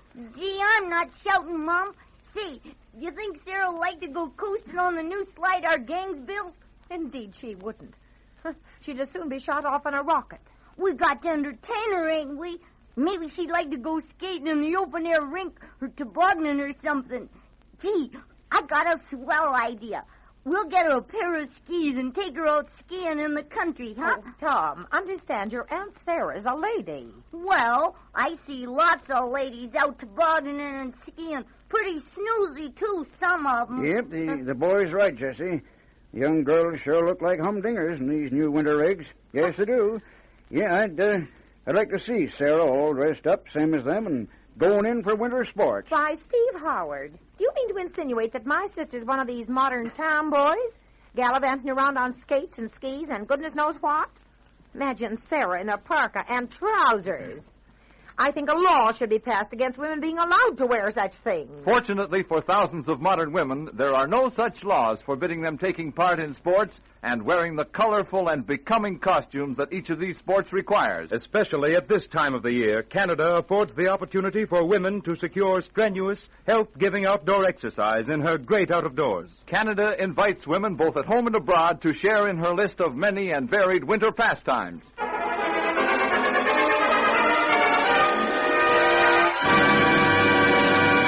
Snapshot number 2. A photograph of old houses. 2 visitors have come to the resort town of St. Andrews, New Brunswick.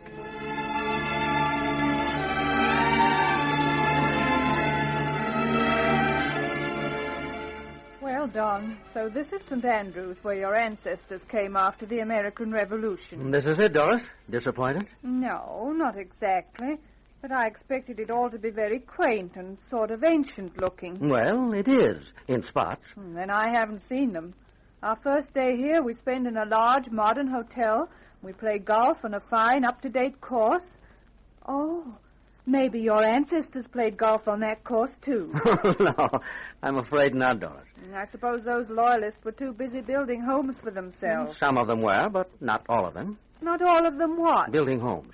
Then what in the world were they doing? Chasing Indians? They didn't need to build homes. I suppose they just put up at a big hotel, the same as you and I. They didn't need to build them because they brought their houses with them. Don is right. The Loyalists who left Castine in Maine after the American Revolution took apart many of their houses and transported them piece by piece in sailing vessels to St. Andrews, New Brunswick. Many of these old houses, with their weathered shingles and tiny windows made violet with age, are still to be seen in St. Andrews. It's a fact.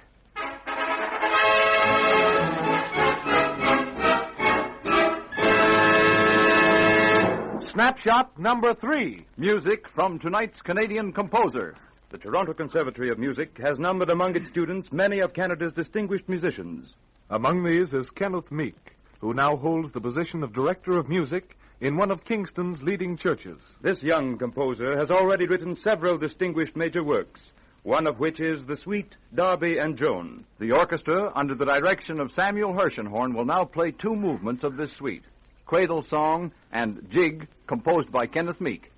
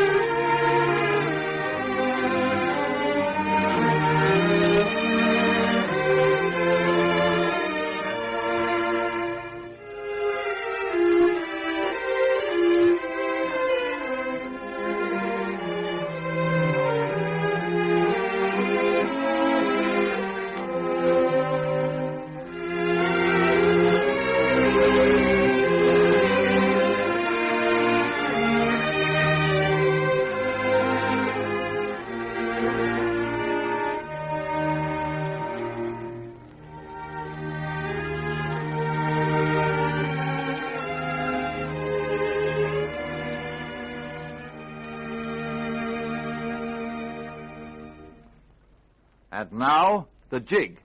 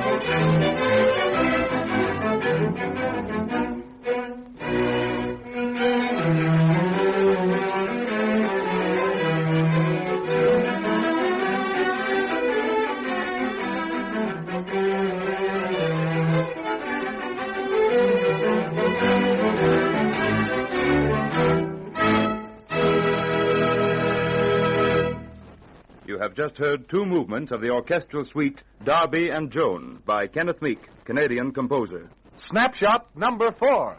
Two pictures of women engaged in a noble profession.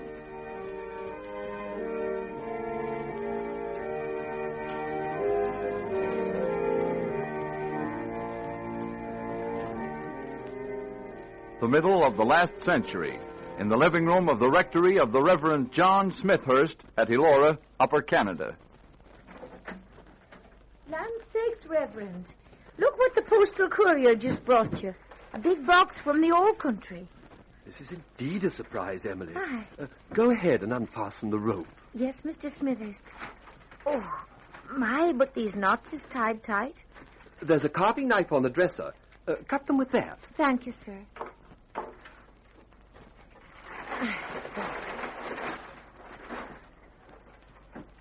There it is, Reverend. A chest. Will I open it, sir? Oh, by all means. Oh, upon my word, it's a communion service. And a very beautiful one, too, Emily. Silver. Aye. Who in the world could have sent it to me? Oh, here's some Latin engraved under one of the pieces. What does it say, Reverend? Just a moment. Let me see. Acting for someone else. Ebenezer Hall, Donut Hick, gives this set of communion silver to the Reverend John Smithhurst,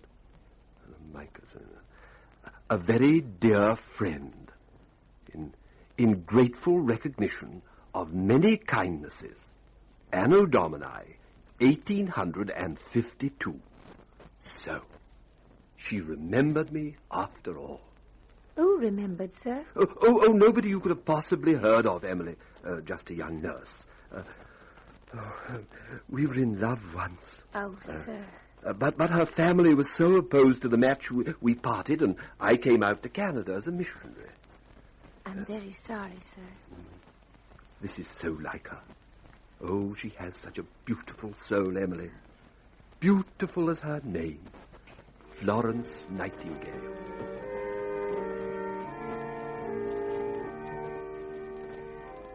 Today, in St. John's Anglican Church, Elora, Ontario, you can still see this communion service sent by Florence Nightingale, who 2 years later in the Crimean War was to create the profession of war nursing. A little romantic incident linking Canada and the lady with the lamp.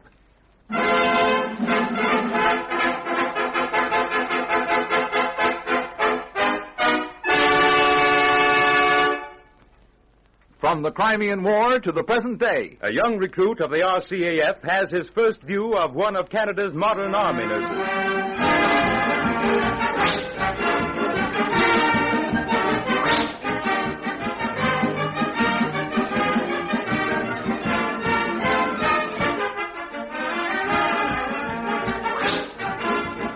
Jerry, what do you think of your first visit to Toronto since joining the Air Force? Oh, I think it's swell, Bill.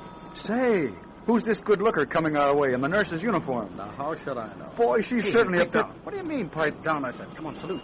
What? Salute, will you? What do you mean? Good morning. Hey, what's the idea of shutting me up like that? Well, what do you mean by making me salute that dame? Well, it seems, Jerry, there's a military regulation about saluting your superior officers, isn't there? Sure there is, but what's that got to do with saluting a nurse? Plenty. There was an Army nurse you saluted. Oh. There's 80 of them here in Toronto, and every one of them's a full-blown lieutenant and wears lieutenant's pips on her shoulders. Yes, it's a fact. The nursing sisters in Canada's fighting forces are all commissioned lieutenants of honorary rank. Tonight, Canadian Snapshots has arranged for you to hear further about these Army nurses, and we have here in our studios Miss, or should we say, Lieutenant Neal, who will now be interviewed for you by Reed Forsey of the Talks Department. As a matter of fact, if the military title is used, what we should say in this case is neither Miss nor Lieutenant, but Matron, because we are honored to have as our guest the matron of the Toronto Military Hospital, Matron Agnes Neal herself. If we were in the hospital, we'd call her Matron. But in this brief interview, with her permission, we'll call her just Miss Neal. Now, Miss Neal, first let's establish this fact, namely that the nursing sisters of the Royal Canadian Army Medical Corps are all commissioned officers. That's quite true. The ranks are matron and nursing sister. The commission is an honorary one. And, of course, the uniforms are all the same? Yes, they are. Well, it's a very smart-looking uniform, Miss Neal. And while we're on the subject, will you describe the uniforms of the nursing sisters in the RCAMC? Many of our listeners haven't yet had the opportunity of seeing them. Now, for instance, what about the one you're wearing? Well, I happen to be wearing what we call our recreation suit. It's for informal wear, off-duty. It's a two-piece suit, navy blue woolen Norfolk jacket and skirt, with a light blue shirt and a navy blue necktie. The coat I was wearing when I came here is called a greatcoat. It's a navy blue melton cloth with a dull cherry-colored lining. Incidentally, navy blue and dull cherry are the colors of the RCAMC. The hat is navy blue felt, a sailor, worn with the brim up in the back and down in the front. That was a very clear and concise explanation, Miss Neal. Now, what about your uniforms when on duty or for formal occasions? They're a lighter blue in color. The blue, I believe, is sax blue, and of course different in style. The uniform we wear when on duty is cotton, with a double-breasted tunic buttoning up to the shoulder and worn with a white-starched Eton-style collar and cuffs. There are 12 brass buttons on the front of the tunic and more on the shoulder and sleeve. And with this we wear white organdy veils tied around the head and off the face. Very becoming, too. And is that uniform used for both duty and dress? Yes, except that for formal wear, instead of cotton, the material is a light, soft woolen, but the style is exactly the same. And you polish your own brass buttons? Yes, we certainly do, and our belt buckles. Which reminds me, I forgot to mention our belts. We're very proud of them. They're wide brown leather. The buckles bear the lion and crown. The belt adds to the trimness of the uniform. Miss Neal, how are the nursing sisters of the RCAMC recruited? What are the requirements? I'll answer the last part of that question first. Briefly, the requirements are that a girl must be a registered nurse, registered in the province in which she is practicing, and a member of the Registered Nurses Association. Then she must be in Class A physical condition. Well, you're not Red Cross nurses, are you? No, we are not. Some are enrolled in the Red Cross. Now, that brings us to the recruiting of nursing sisters. In Toronto, those who were recruited were first individually interviewed. Then they went up for their medical board examination. After this, their papers were made out. Then there was a thorough X-ray examination. And lastly, when they had passed all requirements, they signed their papers. And do they swear the oath of allegiance? Yes. Each nursing sister is sworn to serve her king and country for the duration of the war. And so she becomes a nursing sister of the Royal Canadian Army Medical Corps, with the rank of nursing sister. Of course, she has a lot to learn then about military procedure and ethics, hasn't she? Yes, indeed. The nursing sisters attend lectures by the officers in the unit.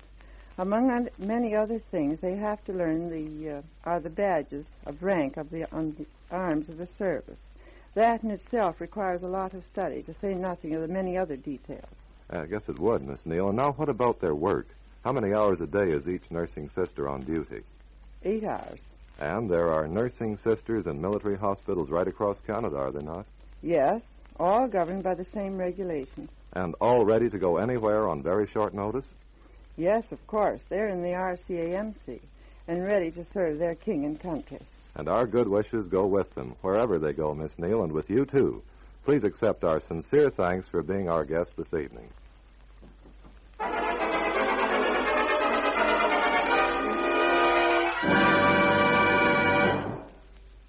Snapshot number 5. Now, another composition of Kenneth Meek. One of his songs, a setting of the famous 17th century lyric, There is a Lady Sweet and Kind, to be sung for you by William Morton, accompanied by the orchestra under Samuel Hersenhorn.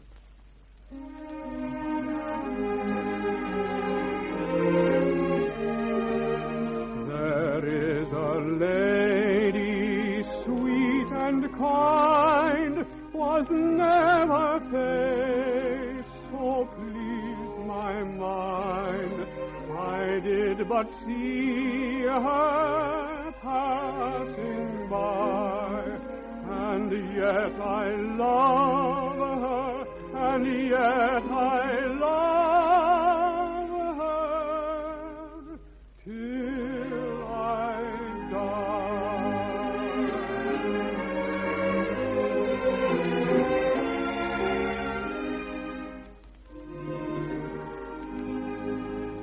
Her gestures, motions, and her smile, her wit, her voice, my heart beguile my heart, I know not why, and yet I love her, and yet I love her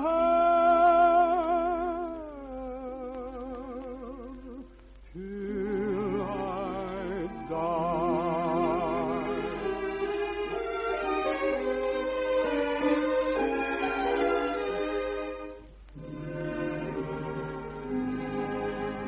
Cupid is winged and doth range her country, so my love doth change, but change the earth or change the sky, yet will I love her, yet will I love her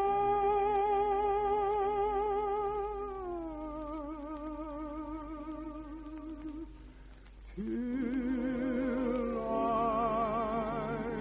die.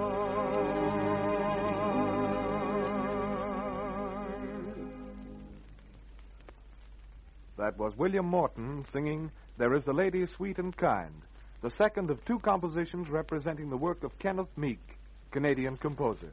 Snapshot number 6. One of Canada's firsts, where the first lollipops in Canada were made. The first chocolate factory in the Dominion was built at Dartmouth, Nova Scotia. Tonight, the Special Events Department has arranged for you to hear all about it. So now, come with us east to Dartmouth, Nova Scotia. This is Dartmouth speaking to you. We're out here now on the site of the first chocolate factory in the Dominion of Canada. This factory shut down some years ago, and all that remains now is the great smokestack towering stark and gaunt into the cold winter sky. I have with me here tonight a man who is equipped to tell you more about this factory than possibly any other man around here. It's Mr. A.C. Pettipaw. His father worked for the Mott factory for quite a number of years. Just how long did he work for the Motts, Mr. Pettipaw? Father worked for the Mott factory for over half a century, 50 years. That certainly is a long time to remain in the employ of any one firm. And he's still living. He's 84 years of age, and he's very active. Well, that's really quite something. You were telling me before that, well, as a boy, while your father was working for the Motts, this was more or less a playground for you. Well, now, I certainly envy any man who had a chocolate factory for a playground. Well, it was a great playground for me, I must say. 35 years ago, I spent all my boyhood days here, and I spent a good bit more than my boyhood days. I spent all the time I could. I hauled wood from this place here. I took the odd bit of broken chocolate. No doubt. I imagine any fellow would that works around a chocolate factory. And I had a wonderful time. The scene, of course, tonight is quite different from what it was then, when we had a splendid factory producing its finished products for all parts of the world. Well, now, the process of making that, as any kid would think of chocolate bars, but the chocolate industry goes so much further than that. Just how did they get about making the chocolate in the first place? Well, in the first place, of course, they imported the bean, the cocoa bean, they called it, from Mexico, from Java, and all in the West Indies. And they came here, and then they roasted those beans, and that's a very delicate operation. I well remember that. And as soon as the beans were roasted, they had to be quickly cooled and then shelled. That would, I suppose, govern the taste of the finished product quite a bit. Very much so. It all depended upon that and the color and the taste in the connection with the roasting of the beans. And then, of course, if they intended to make the famous cocoa drink, why, they had to take the butter out of the beans, and that was done by hydraulic presses. And then that became a hard substance, a hardened cake. And that all broke up and was regular chocolate. And, of course, if they were making the regular chocolate, they kept the cocoa butter. They didn't take the cocoa butter from that. That was for eating chocolate. That was for eating chocolate. But the cocoa then was more or less a byproduct of it, was it? Sort of a byproduct, but still it was one that it entered into all markets of the world. It was they had a wonderful market for that. Well, it does seem rather odd that the famous Mott's breakfast cocoa should have been actually a byproduct of the chocolate industry. Well, it was perhaps not insofar as compensation was concerned. It was one of the big parts of the industry. Of course, the chocolate making was a very important branch, perhaps a major branch of it. Yes, I imagine so. Well, now, how about chocolate bars? Did they use that? Quick. Well, I think our time is up now. We'll return you to Toronto.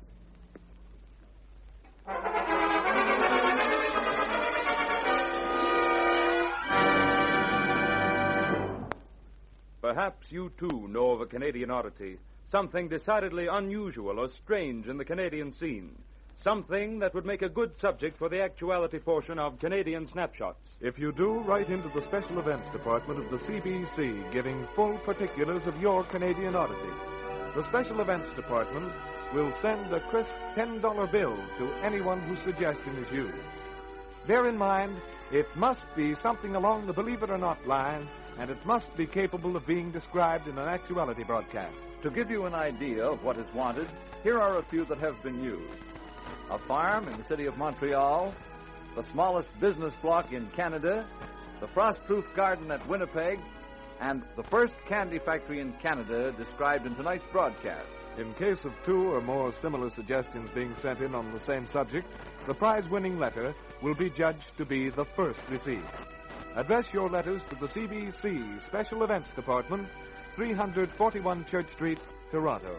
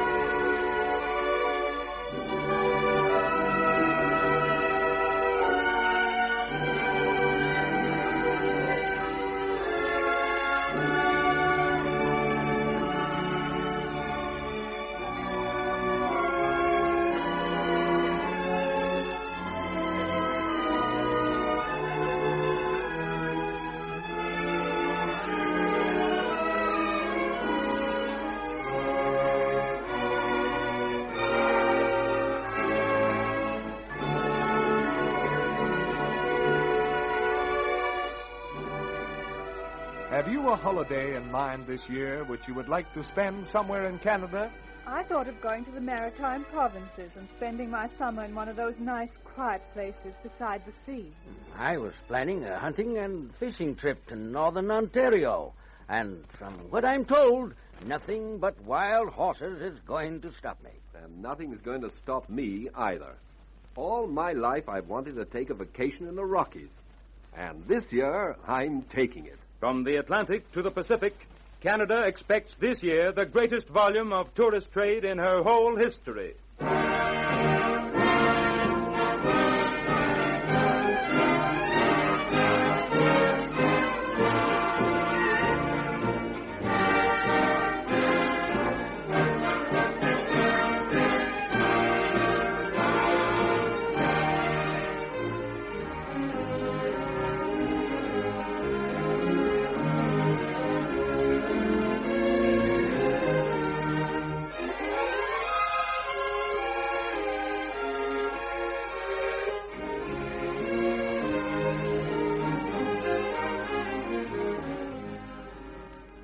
Canadian Snapshots has been produced in Toronto. The orchestra, featuring music by a Canadian composer, was directed by Samuel Hersenhorn. Another volume of Canadian Snapshots will be heard next week at the same time.